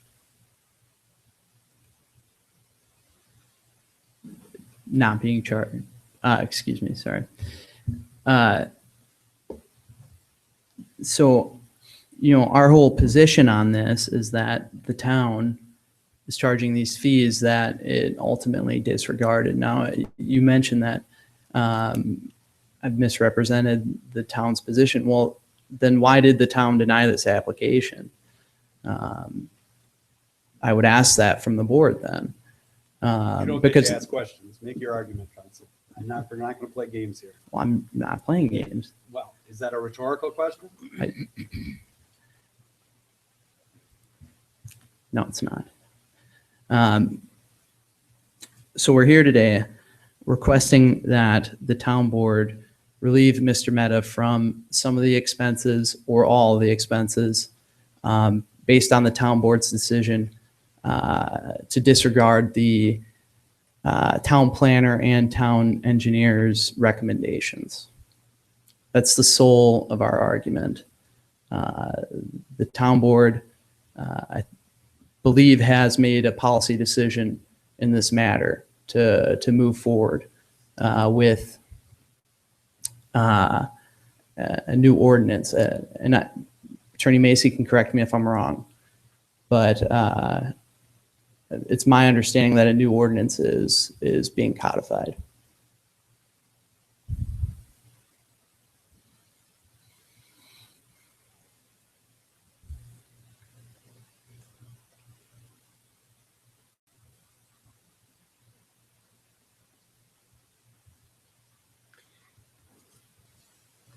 You are correct. It's a policy decision that the board made a policy decision on whether or not it was going to approve that land division. It's always a policy decision from the board, regardless of what the staff recommends. It's still a policy decision. And the policy decision from the board at that time was to deny. I don't see how there's relief that needs to be granted. There's always a question of what the board is going to do. I understand your position. However, I think in this case, the town board made a decision to go in a direction that it normally wouldn't go, and that the reason that the town board is considering recodifying its zoning ordinances because Mr. Mehta brought up this issue. I don't believe that's entirely accurate. And you made a comment that we went in a direction we normally wouldn't go. I don't understand that comment. Well, it would be that generally this board has gone in a position where when the town planner and town engineer recommend approval, that the town board has approved these land divisions. Oh, I don't think that's No. entirely accurate. I mean, the staff does their job and makes the recommendation, and the elected board makes the final decision. And I understand. If we went against, if we followed every recommendation of the planner and the rest of the staff, then what would be the reason for a town board? I mean, I'm sorry that you misunderstood how the policy works and how the town board and municipal government works, but they don't have the final decision. It comes to the board. We use their recommendation, we evaluate their thoughts and their processes and their desires of it, and then we decide as a board what passes or doesn't pass. So I think we're setting a pretty bad precedence if we say that every time that we disagree with staff that we're subject to a lawsuit. I think is ridiculous.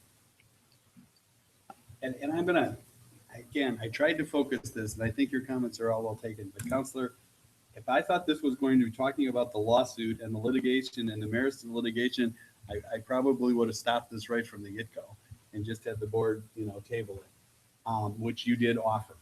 The purpose of tonight is to show why, and my understanding of this whole ordinance, and I wrote these ordinances and I defended these ordinances, is to show whether or not a portion of these fees were done for the benefit of the entire community versus your client. And if it was done for the entire community, it shouldn't be charged to your client. That's my understanding. That's what I thought we were here to talk about tonight, in all due respect. And I'm trying to focus it back to the, to your client's benefit, I guess, for lack of better words, as to whether or not the board feels that the sum, the over $4,000 was incurred, which I don't think anybody's going to deny, is more than was typical of a certified survey map. I mean, when a certified survey map came in, if we looked at what is currently incurred by the professional chargeback, that's a higher number than what we have seen in the past. Fair enough? I mean, is that a fair enough statement? I wouldn't want to average them. There may be some that were higher. There may have been some that there were most of them. I don't know whether that's fair or not. But that's what you're supposed to be. I thought that's what you were supposed to be showing, is that at a certain time, this switched from your client's, expense or, chargeback to the entire community should be. The whole purpose of the chargeback ordinance is the taxpayers shouldn't have to pay for an individual project, right? how do I get that that's the intent of the agenda item with what No, I've been that's the provided? intent of the ordinance. The intent of the chargeback ordinance. And the purpose we're here is to review an appeal of the charges of a chargeback ordinance. The purpose of the chargeback ordinance is that the taxpayers of the town should not bear the burden of the costs involved with an individual's project. I understand the purpose of the ordinance. I appreciate the explanation.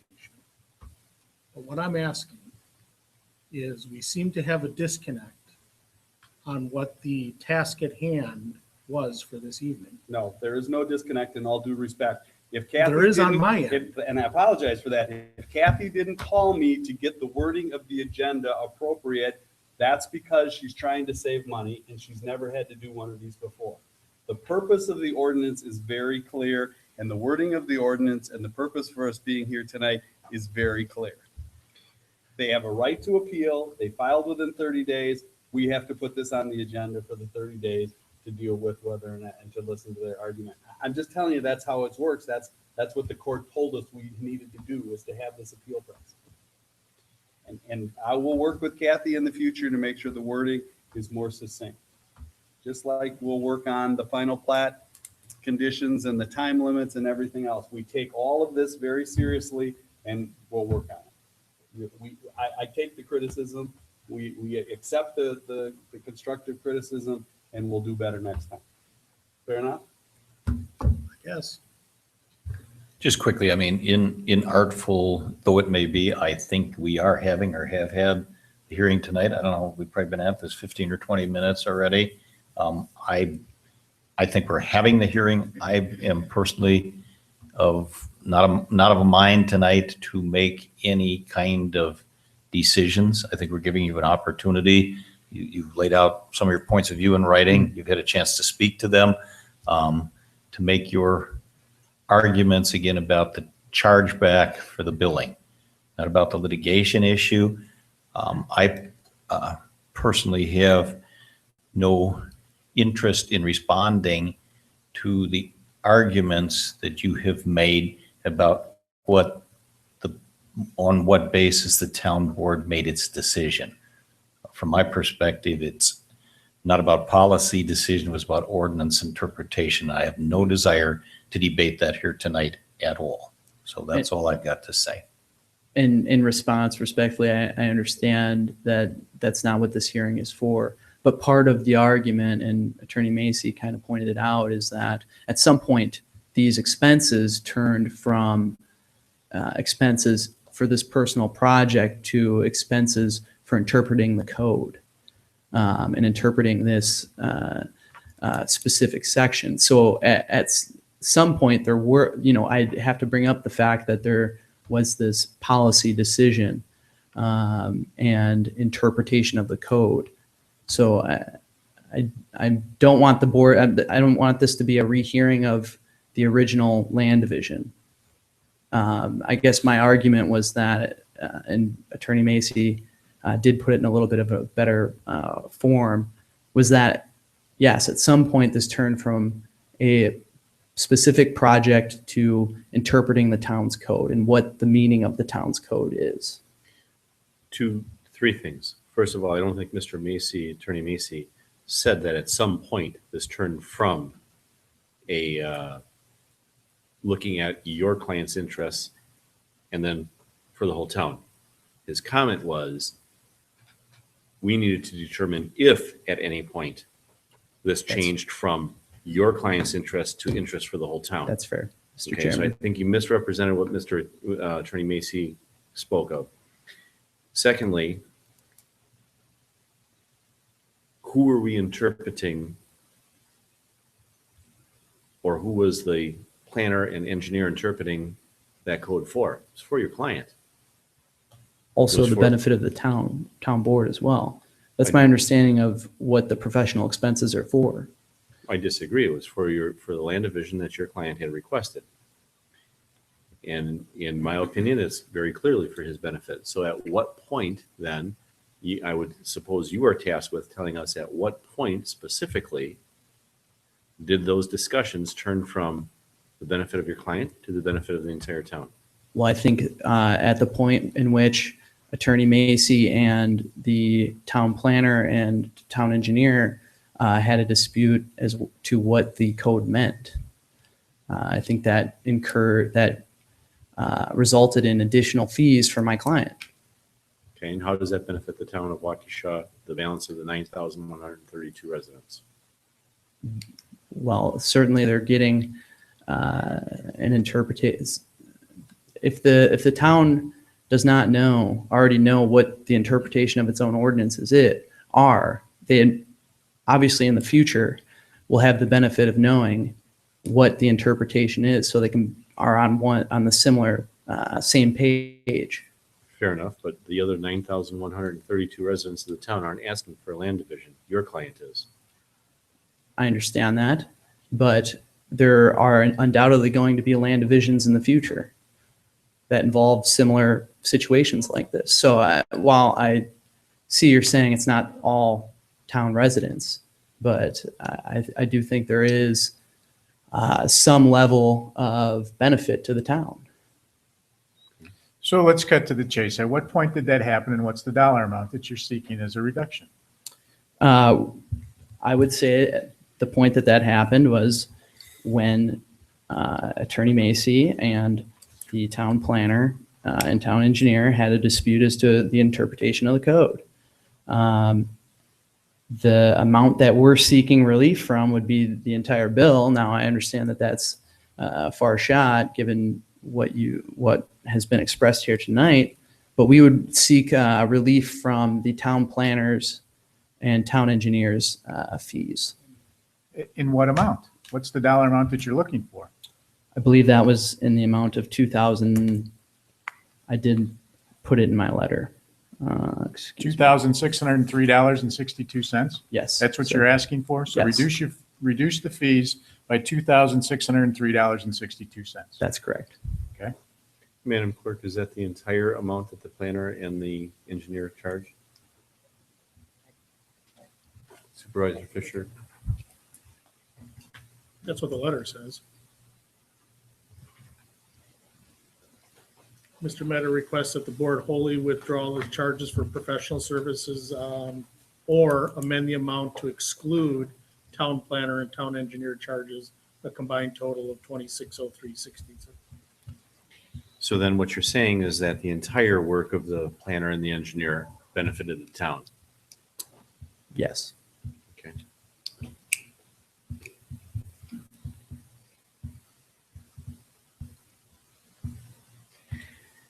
I'm going to make a motion to deny the request for reduction in professional fees. Is there a second? I'll second that. Any Anyone- discussion? Yes, you have to explain what, are you basing it on the representations made? What are you basing it on? Basing it on the representations made that the entire fees of the town planner and the town engineer should be removed, and that the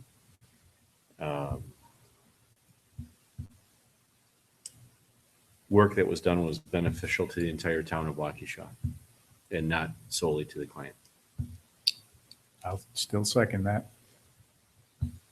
Any further discussion?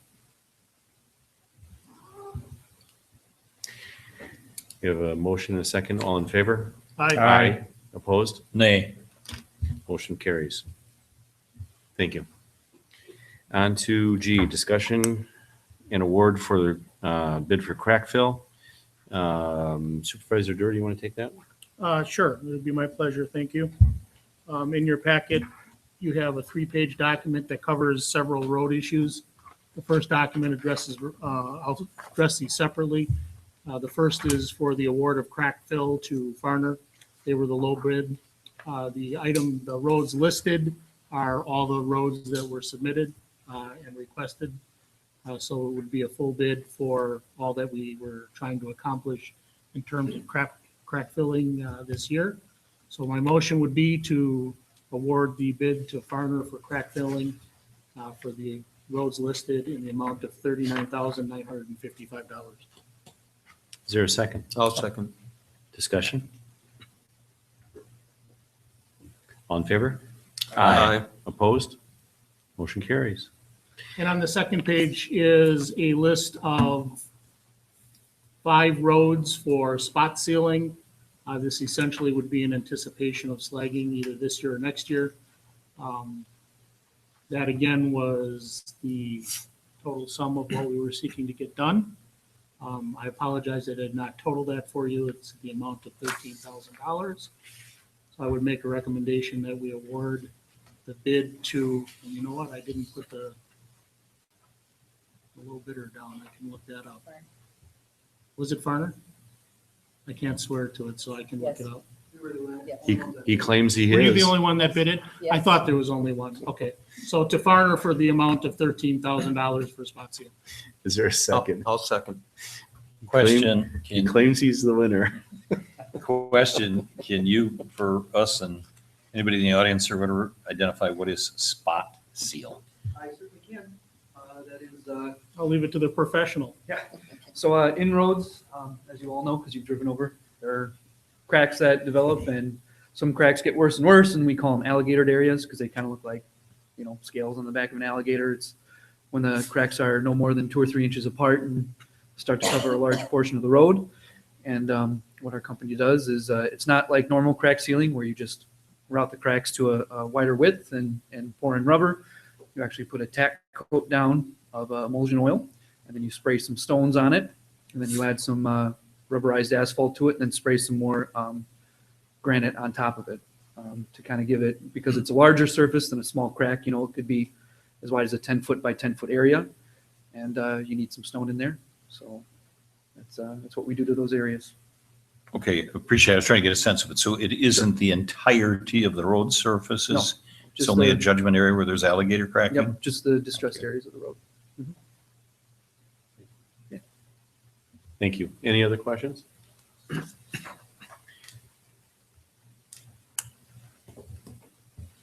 All in favor? Aye. Opposed?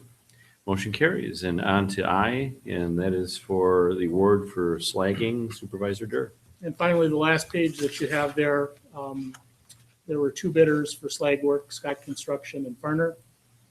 They came in at various prices. Each of the green highlighted items is the low bidder for each of the roads that were reviewed. So this will be in 2 motions, if I may. My first motion would be to award items 1, 3 through 7, 3 through 11. Items 1, 3 through 11, 13 and 14, 16 and 17 to Scott Construction for slagging in the amount of $91,959. Is there a second? I'll second it. A question, Mr. Chairman, and maybe Supervisor Durr can answer it, but heading down this road, and I know you got one more to go, but what is the totality, if we were all this, what's the totality of these expenditures for crack filling spots, sealing and slagging versus what we budgeted? Supervisor Durr? 91,959 plus Those two. 12,755 plus 13,000 plus 39,955 if you want total amount. No, I can do the math. What I'm saying is, what is that compared to what we had budgeted? No, just I have a question. I asked the chairman and I want to get it in the record. We bid this so that I know we talked about last year, we didn't bid it this way, but this year we bid each and every road separately so that we could take the low bidder on each road. We did both. As Did it as one whole as well as individual. individual. So we're actually approving the individual for the ones in this motion. Those were the low bids on those individuals. Yes. Okay, and the other 2 were the low bids on the others. So we're always taking the low bid. We're taking, That's correct. one of the options was individual bids on each road. Yeah, we can see them here in the packet. For instance, on item 1, Concord, the entire road, Scott Construction bid $67.34, Farner bid $77.35. Yeah, I have it in front of me, but we Okay. also had a total, and the total was what, 91,950 versus 12? And Well- Is it adding up the green? Or is it Oh, We're we're setting up the highlighted? green. Okay, I haven't gotten to that motion. thank you. But But so we analyzed it as a package and decided to take the option that was the individual loan. That's correct. Because you and I talked about this last year, and I We said you did. couldn't do it, but I said if you bid it that way, then you could do it. We try to learn on the fly. Okay, and that's why I'm just asking to get into the record that that's was done, because, you know, thank you for at least clarifying that for the record. Okay, so for contracted street maintenance, we had budgeted $100,000. And of that, 98,443.65 is remaining.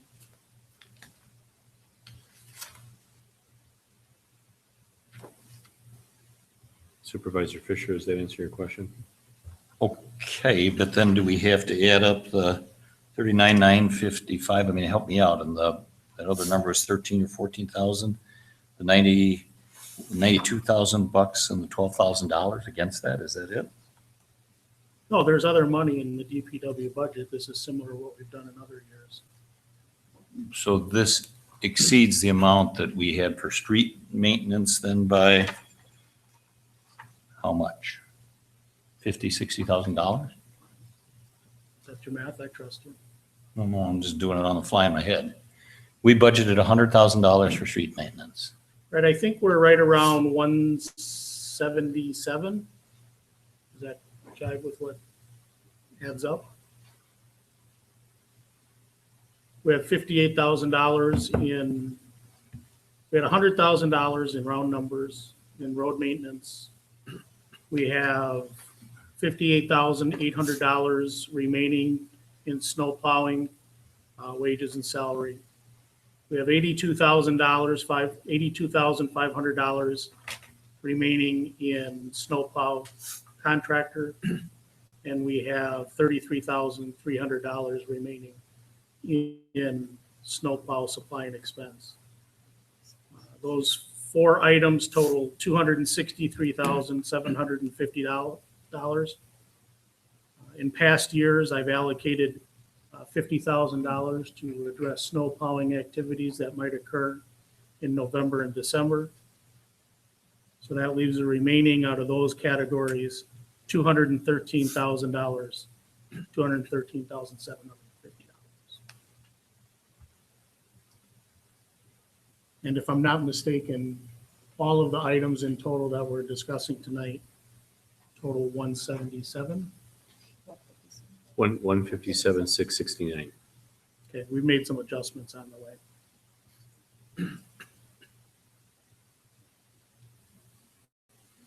Is that clarified for you, Supervisor Fisher? Yeah. Okay. For the first portion, we've got a first and a second. Any other further discussion?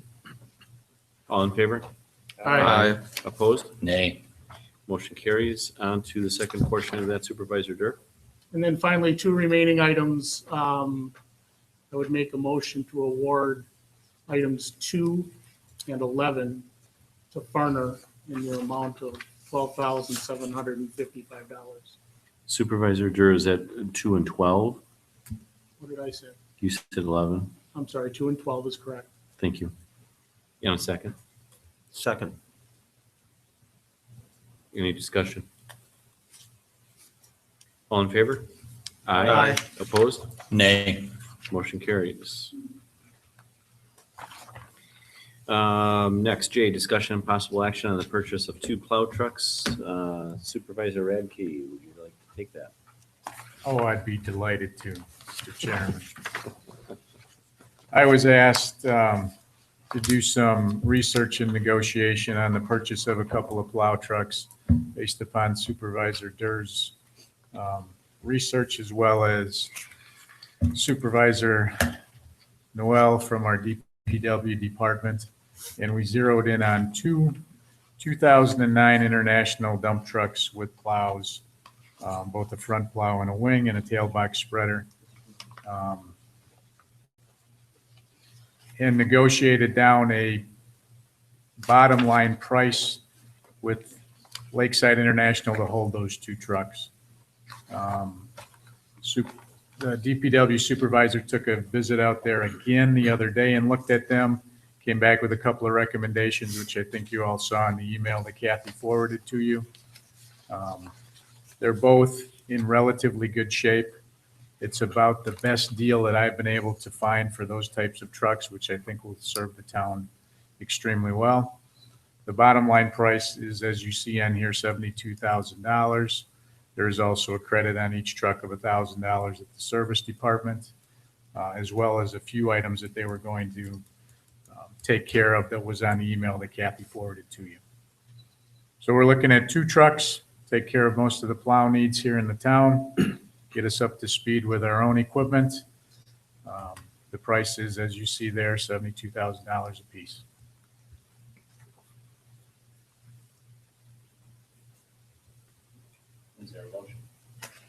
Is there a motion? I would make a motion that we approve the purchase of those 2 at the price that we agreed to. Could you make that, would you mind a friendly amendment to that and make it subject to the approval of the budget amendment in item K? Absolutely. And is there a second? I'll second that. Any discussion? A couple of questions, I guess, in our packet.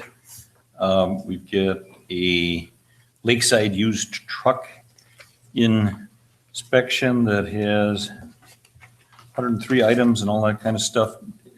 Just got a blank copy of that. Did we get inspection reports or anything, or what? I emailed them the inspection reports. Oh, when did those go out? I must have overlooked that. A couple days ago. Okay, all right, I didn't see that. I guess a question that I would have, I am concerned about the cost of these. If they're 8 to 9 years old, pushing towards 10 years old, do we have any sense, or have we priced even what comparable new equipment would cost? Yeah, new equipment comparable to that would be about $150,000 a piece. Okay. They have, these particular vehicles came from the Jefferson County Maintenance Department. These are the last of the 2009s. The remaining ones are 2010s. I believe they have 5 of them where the price goes up $10,000. Same initial put in the service date, just a different model year when they came out of the factory. So we could certainly look around, but it's been my opinion that you're not going to find any that are as similar. You could buy some from an auction site unseen, and hope for the best. My position is that you get this from a reputable dealer that we do service with through the town, and they're going to back it up, and they've already done the inspections on it. Okay, and again, apologize, I didn't go through it. What's the big picture inspection report say for both of these? Big picture says they're in pretty good shape. Okay. Nothing major is wrong. What they can find. What might, if we were to buy these, what might we anticipate we would get for use out of them? 10 years of service life? That's I think a long shot, but probably 8. 8 years. And again, I'm thinking loud here in front of everybody, but that just seems to me like kind of a steep price to pay for used equipment. Just a little bit of gun shy that we're not buying somebody else's problems, or we're not with trucks that are almost 10 years old. That's my concern or reservation. That's part of it. And I think, did we have $110,000? Kathy might do that. What did we have in the capital budget for this year? 110,000, you're correct. Okay, so this is what, 145, 46, something like that? That's correct. So if we did this, we'd be, I understand we'd be looking at budget amendment, but we're $35,000 short then on that we're trying to make up someplace else? But we sold the 3 pieces of equipment, which brought in over 25,000. Okay. 25,500. Okay. Which So is those why have the been, budget amendment is there those for the have last been 10. sold? They were sold. We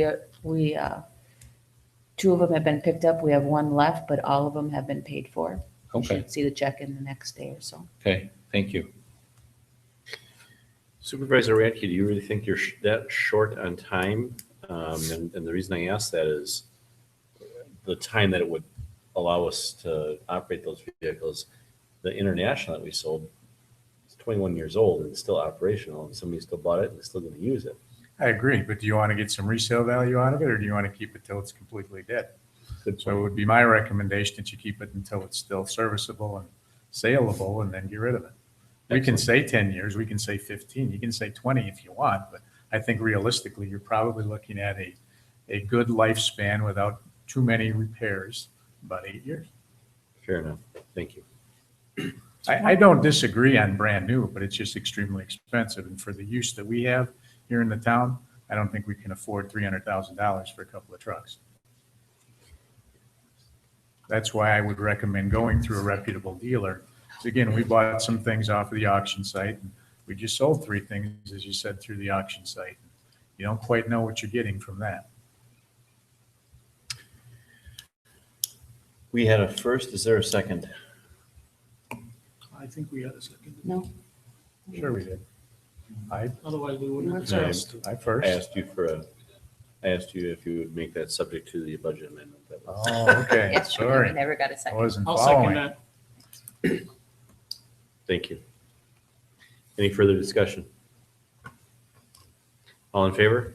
Aye. Opposed? Motion carries. On to K, budget amendment 2017 R-01 for DPW plow trucks. Madam Clerk, the amount of that amendment will be $11,000 even. even. Thank you. Is there a motion?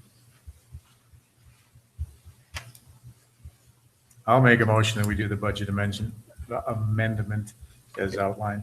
In a second. I'll second. Any discussion? Yeah, just discussion. I will vote against the budget amendment. I suspect I may be standing alone, but I am uncomfortable at this point in time that we have budgeted amounts for street maintenance, for vehicle purchases and that type of thing. And we're just kind of tossing numbers around and hedging our bets against what we might incur for snowplow expenses and so forth for this year. I'm not comfortable with doing things that way when we don't have a clear way forward. So as a matter of principle, I will not support the budget amendment. I respect your stand on principle, but I do take exception to your comment about throwing money around. I manage the DPW. I manage the DPW budget very, very carefully, and these numbers are not taken lightly. I don't drop this kind of money by throwing money around. I watch the budget very closely, and I allocate the funds as and make recommendations to the board in a very, very thoughtful and careful process. There's not a single year since I've been on this board and managed that budget that I haven't come back and not only done substantially increased road maintenance that was neglected for years, but I have also returned a substantial amount of money to the treasury at the end of the year. So it's not money that's thrown around. It's money that's spent very, very carefully. Well, I guess I just respond, and I desire not to argue, but don't take it so personally. What I'm asking for is when we do these kind of things, we're dealing with large sums of money. I think this should be reduced to a piece of paper and say, here's what we budgeted for this, here's what we're proposing to spend or what or not. I mean, the expenditure of that money is entrusted to the entire town board and not to individual people. And again, I don't mean that unkindly, but I mean, if you're looking for people's support on stuff, we shouldn't be throwing numbers around here loosely at a meeting that haven't even been added up or that type of thing. That's all I'm asking Thrown for. around loosely. Well, I think we did all of that even when we were trying to go through how much we're proposing to expend and how much we budgeted for the street maintenance part of it. I desire not to argue about it, but we need to be provided with good information, and it needs to be in written form so somebody can see what we're trying to do. It's that simple, and I choose not to argue about it any further. Well, I Good that you have the last word. I think it was provided in written form. I don't understand where you said it wasn't provided in written form, both for the streets maintenance as well as the purchase of the vehicles. I saw that a week ago. I think I'd make my point. All right, thank you. We've got a first and a second. All in favor? Aye. I'm sorry, roll call vote, Madam Clerk. Chairman Merrick, Aye. Supervisor Durr, Aye. Supervisor Fisher, Nay. Supervisor Wolf, Aye. Supervisor Racky. Aye. Motion carries. On to L, review of non-compliance properties and procedure change. This was a item added to the agenda, asked for by Supervisor Durr. Supervisor Durr, would you like to take the lead? I just reviewed the non-compliance report shortly after our last meeting, and number one, I marveled at how short it was. We've come so far. So it should probably be just something that's looked at from time to time at a meeting so that we all have a clear understanding, number one, of where projects are going. And I think in an interest of keeping it at the length that it's in. So one of the things that occurred to me was on Mr. Heikkinen. I noticed that the last update was 9/28/16, additional nonconformance letter and pictures were done, sent to the town clerk and certified in regular mail. And we had an update before we changed over from Safe Built. So it just didn't make the May sheet. So they are still in non-compliance. So we'll be sending the letter or a citation letter, which is one of the changes that we're seeing with the new inspector, that the letter writing, the 30-day letter, as well as the citation will be coming straight from the office instead of the building inspector. That's the procedure I wanted to discuss. Thank you. For Velma Adkins on Anoka Drive, this was the issue with the basketball backboard and the right-of-way. The last comment was from 8/24/16, not enough information for a citation. It seems like we go through a pretty, what I think is thorough review. There's letters left, the backboard is taken down, but the pole is still there. So I was just curious about what is there not enough information to do? We can't find her. We can't find an address. We don't, the So there's sheriff no can't get, homeowner right. information. The sheriff can't find enough information to give her the citation. Oh, I see. So we keep trying to find her, but we Thought it haven't was yet. not enough information for the citation. Okay.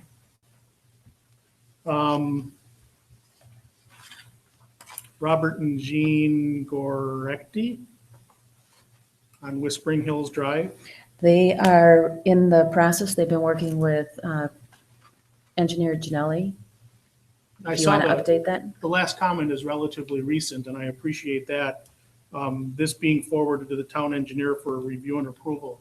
I was just curious as how, what did you find? There were a couple of back and forths. They were developing a plan for drainage. Maybe I'll back up a step. The issue at hand was they were building the house and there was a significant amount of erosion that came washing down their driveway. And the way the road of Whispering Hills Court is, it basically went all the way down the court, and I think it ended up in somebody's yard, if I'm not mistaken. I see. So the concern was that when they redo their grading of their lot and the grading of their driveway and paving of their driveway, that we get the drainage correct. And so there were a couple of plans back and forth that we reviewed, blessed the latest version. They have since done, I'll say 90% of their grading, topsoiling work. And I was out there yesterday. Days are blending together. I was out there very recently, reviewing the concrete forms to make sure that it complies with the plan. All seems well. Reviewing the grading just to make sure everything looks right. I think there's a couple items that the landscaper is going to have to do to the ditch on Whispering Hills Court to get water to run around the right way. He was going to do that after the concrete got poured so that he could match in the topsoil correctly and go from there. So there was a good understanding between me and all the contractors, and I felt comfortable giving them the go-ahead to pour the driveway and move on. As a follow-up, I think that driveway has at least been partially poured, as I was awakened by concrete trucks one morning this week. Great. So, Okay. That's all I had. Thank you. Unless somebody else has something else, I have a question. any other questions regarding this? And we can move on to approval of the Gordon Fleisch contract. Madam Clerk? So the Gordon Flesh contract is up. It's actually started in June. We are looking to renew that contract. We have added a few extra nodes to it in the last couple of years. So it has increased a little. Our monthly payment is $1,298. That's with the increase of the new building inspectors node as well as the planner.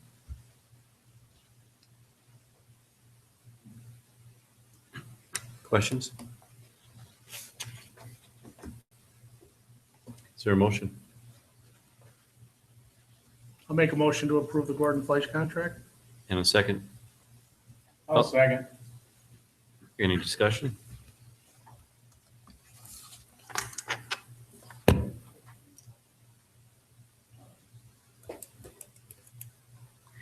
All in favor? Have dates on the agreement? Aye. Opposed? Motion carries. On to liquor licenses. Starting with Neighbors, is there any objection to taking the first three all together? Yes. For the liquor license? Just the liquor licenses, Supervisor Clerk. Oh, I'm sorry, we're not there yet. No. Okay. Is there a motion for taking items I through III? I'll make a motion that we approve the liquor licenses for Neighbors Bar, Tally's Tap, and the Legend at Merrill Hills. And a second. Second.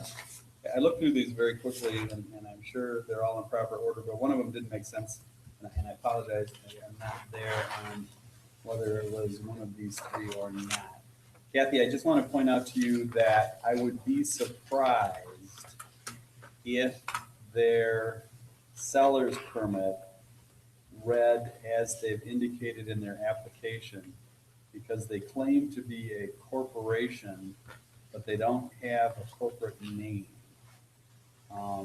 Which one are you again, talking about? Yeah, I Merrill know. Hills, or- I know you're gonna ask me that, and I apologize. I'm looking for it very quickly. One of the alcohol beverage licenses, and I'm assuming it's one of these. Tally's Tap was an LLC, which is fine. Mhm. One of them claims because they filled out Legend Hills is a LLC. Okay, and I think it has And- Neighbors. How did Neighbors fill theirs out? Neighbors did not put an LLC behind it. It's just their name, the Neighbors Bar and Grill. Yeah, so I would ask that the maker of the motion allow us to add that we need to verify the legal name of Neighbors. Does everybody understand what I mean? It's claims to be Just Neighbors Bar and Grill, and it's got to be Neighbors Bar and Grill LLC. No, or Inc., SC or Inc. That was the old way that it used to. They claim they're a corporation, but I think they may be putting their trade name there instead of. And Kathy, as you know, of course, the seller's permit has to be identical every period, and I don't want to issue it to the wrong entity. So I just say that Kathy needs to verify the appropriate name for Neighbors Bar and Grill so that it's identical to their seller. Supervisors Radke and Wolf, would that be acceptable amendment? Yeah, that's fine. I don't know if that's necessarily the town's responsibility to ensure that they filled their corporation name properly, but I'm fine with that. Very good. Further discussion? All in favor? Aye. Opposed? Motion carries. On to O, cigarette and tobacco licenses for Tally's Tap and Eatery and Legend at Merrill Hills. Is there a motion to take them both at once? I'll make a motion to approve the cigarette and tobacco license for Tally's Tap and Eatery in Merrill Hills. And a second. I'll second. Any discussion? All in favor? Aye. Opposed? Motion carries. On to P. Can I just operators. ask a question out of curiosity? Is there no such license for Neighbors, Neighbors? that's correct. They did not apply for a tobacco license. Do they sell tobacco? I don't know. I've never bought tobacco there. Maybe the chairman knows. He goes there often, right? I'm just You can't- curious. You can't I don't smoke use- inside, so. I don't use tobacco products, sorry. On to operator licenses. For the Neighbors Bar and Grill, is there an objection to taking all of the Neighbors Bar and Grill at once? Yes. Okay, let's take them one at a time, starting with Matthew Becker. Is there a motion? I'll make a motion, we approve the operator license for Matthew Becker at Neighbors Bar and Grill. And a second. I'll second. Any discussion? Yes, I just have a question and maybe it can be cleared up. On the criminal history, one of the items comes up as being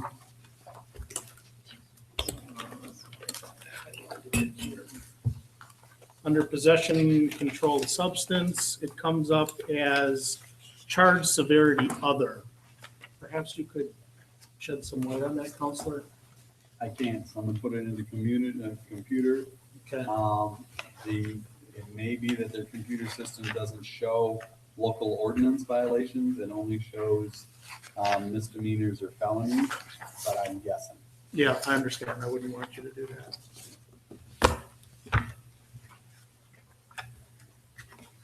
You know, based on the fact that these are Waukesha Police Department and all of that we normally see when it's filled in onto that category, it says misdemeanor or felony.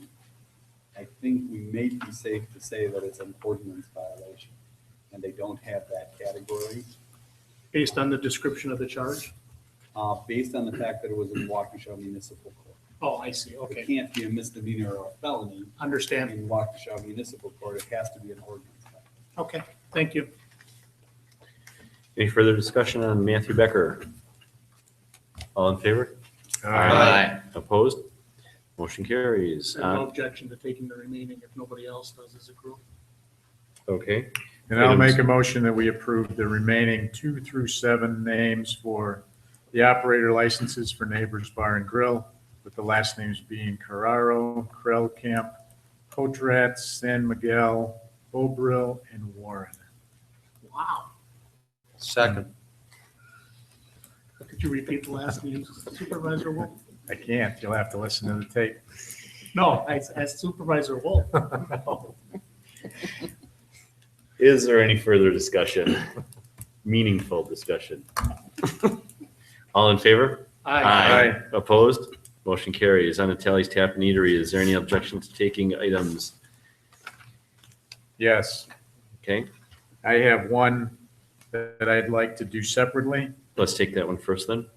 Under Tally's Tap and Eatery, we have a Alexandria Gearhart. On the form, it lists that there were no felonies, but in the record, it shows that there is. So I think we should probably have clarification. Okay, there's several options that the board has under these situations when they're considering not approving an operator's license. The specific statute would say that they should be given due process and they should be called in and asked to explain the discrepancy that you've raised. Some communities deny the license and direct the clerk to send them a letter that has been denied, but that they have a right to a hearing. Other communities table it and direct the clerk to order the person in. If they fail to show that in and of itself is a basis for denial, then you're in much better legal stead to do the latter of the two options that I proposed. I don't recommend you just deny it. You got to give them due process at some point. You can deny it based on what you see and say the clerk has to write them a letter notifying they've been denied, but giving them an option to request a hearing. Some communities, as I said, do it that way. For Village of Sussex does it that way. Other communities table it and order the person in. If they don't show, they deny it for both this reason and the failure to show. And if they do show, then they hear them out and have a small hearing to let the person explain the discrepancy. Understood. It would be my motion that we table Alexandria Gearhart until we get an explanation as to the discrepancy between the application and the charges. Okay. And for the clerk, that means she should direct the person to come into the next meeting and explain. I don't know if that's necessary, but at least get a revised But here's the application. dilemma. If she comes in and she says, okay, I'll change it to yes, do you still want to talk to her? about the situation in the background, because you normally have to have some explanation as to the charge. First, you have to verify that, you know, we got the right person and they haven't made a mistake on their record and things like that.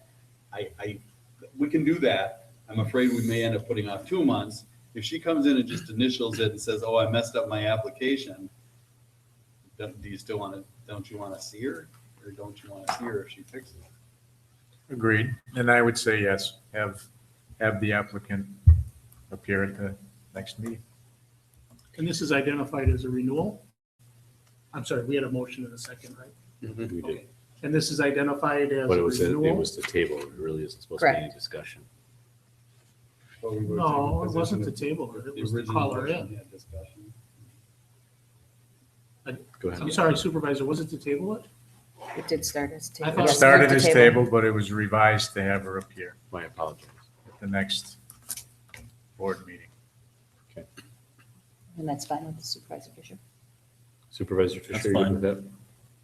I'm sorry, Supervisor Durr, did you get your question answered? No, so this is identified as a renewal. So that would be a renewal with the town of Waukesha, right? Yes. Okay, so I'd be interested in seeing the previous application also.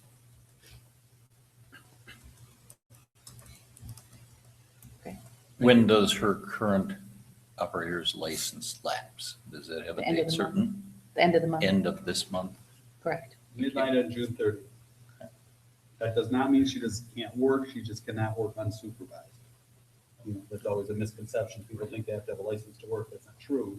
You cannot work alone. You have to be supervised. Any further discussion? All in favor? Aye. Opposed? Motion carries. Is there an objection to taking items 1 through 16 without item 5 altogether? Is there a motion for approval for items 1 through 16? Well, let's keep the roll going. I will make a motion that we approve the operator licenses for Tally's Tap and Eatery for the last names of Apflin, Aldrich, Coakley, Ehlert, Goratowski, Goose, Hout, Hayward, Jones, Marks, Meyer, Minch, Peterson, Schwaller, and Wolf. I'll second.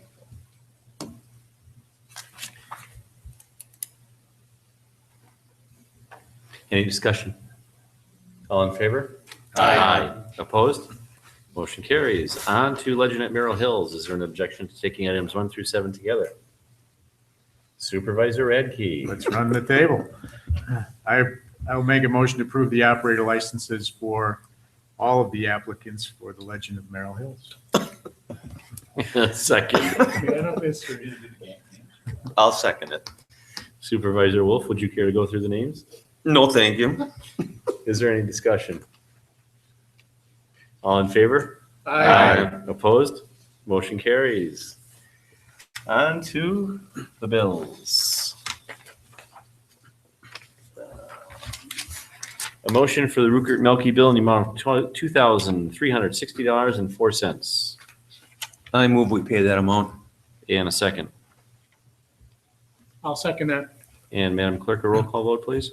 Chairman Merrick, Aye. Supervisor Durr, Aye. Supervisor Radke, Aye. Supervisor Wolf, Aye. and Supervisor Fisher. Abstain. And on to the balance of the bills in the amount of $25,991.64. Is there a motion? I'll move we pay that amount. I'll And- second that. And Madam Clerk, a roll call vote, please. Supervisor Wolf, Aye. Supervisor Radke, Aye. Supervisor Fisher, Aye. Supervisor Durr, Aye. Chairman Merrick. Aye. And lastly, is there a motion for adjournment? I'll make a motion, we adjourn. And a second? Second. All in favor? Aye. Opposed? Motion carries. Good evening, everybody.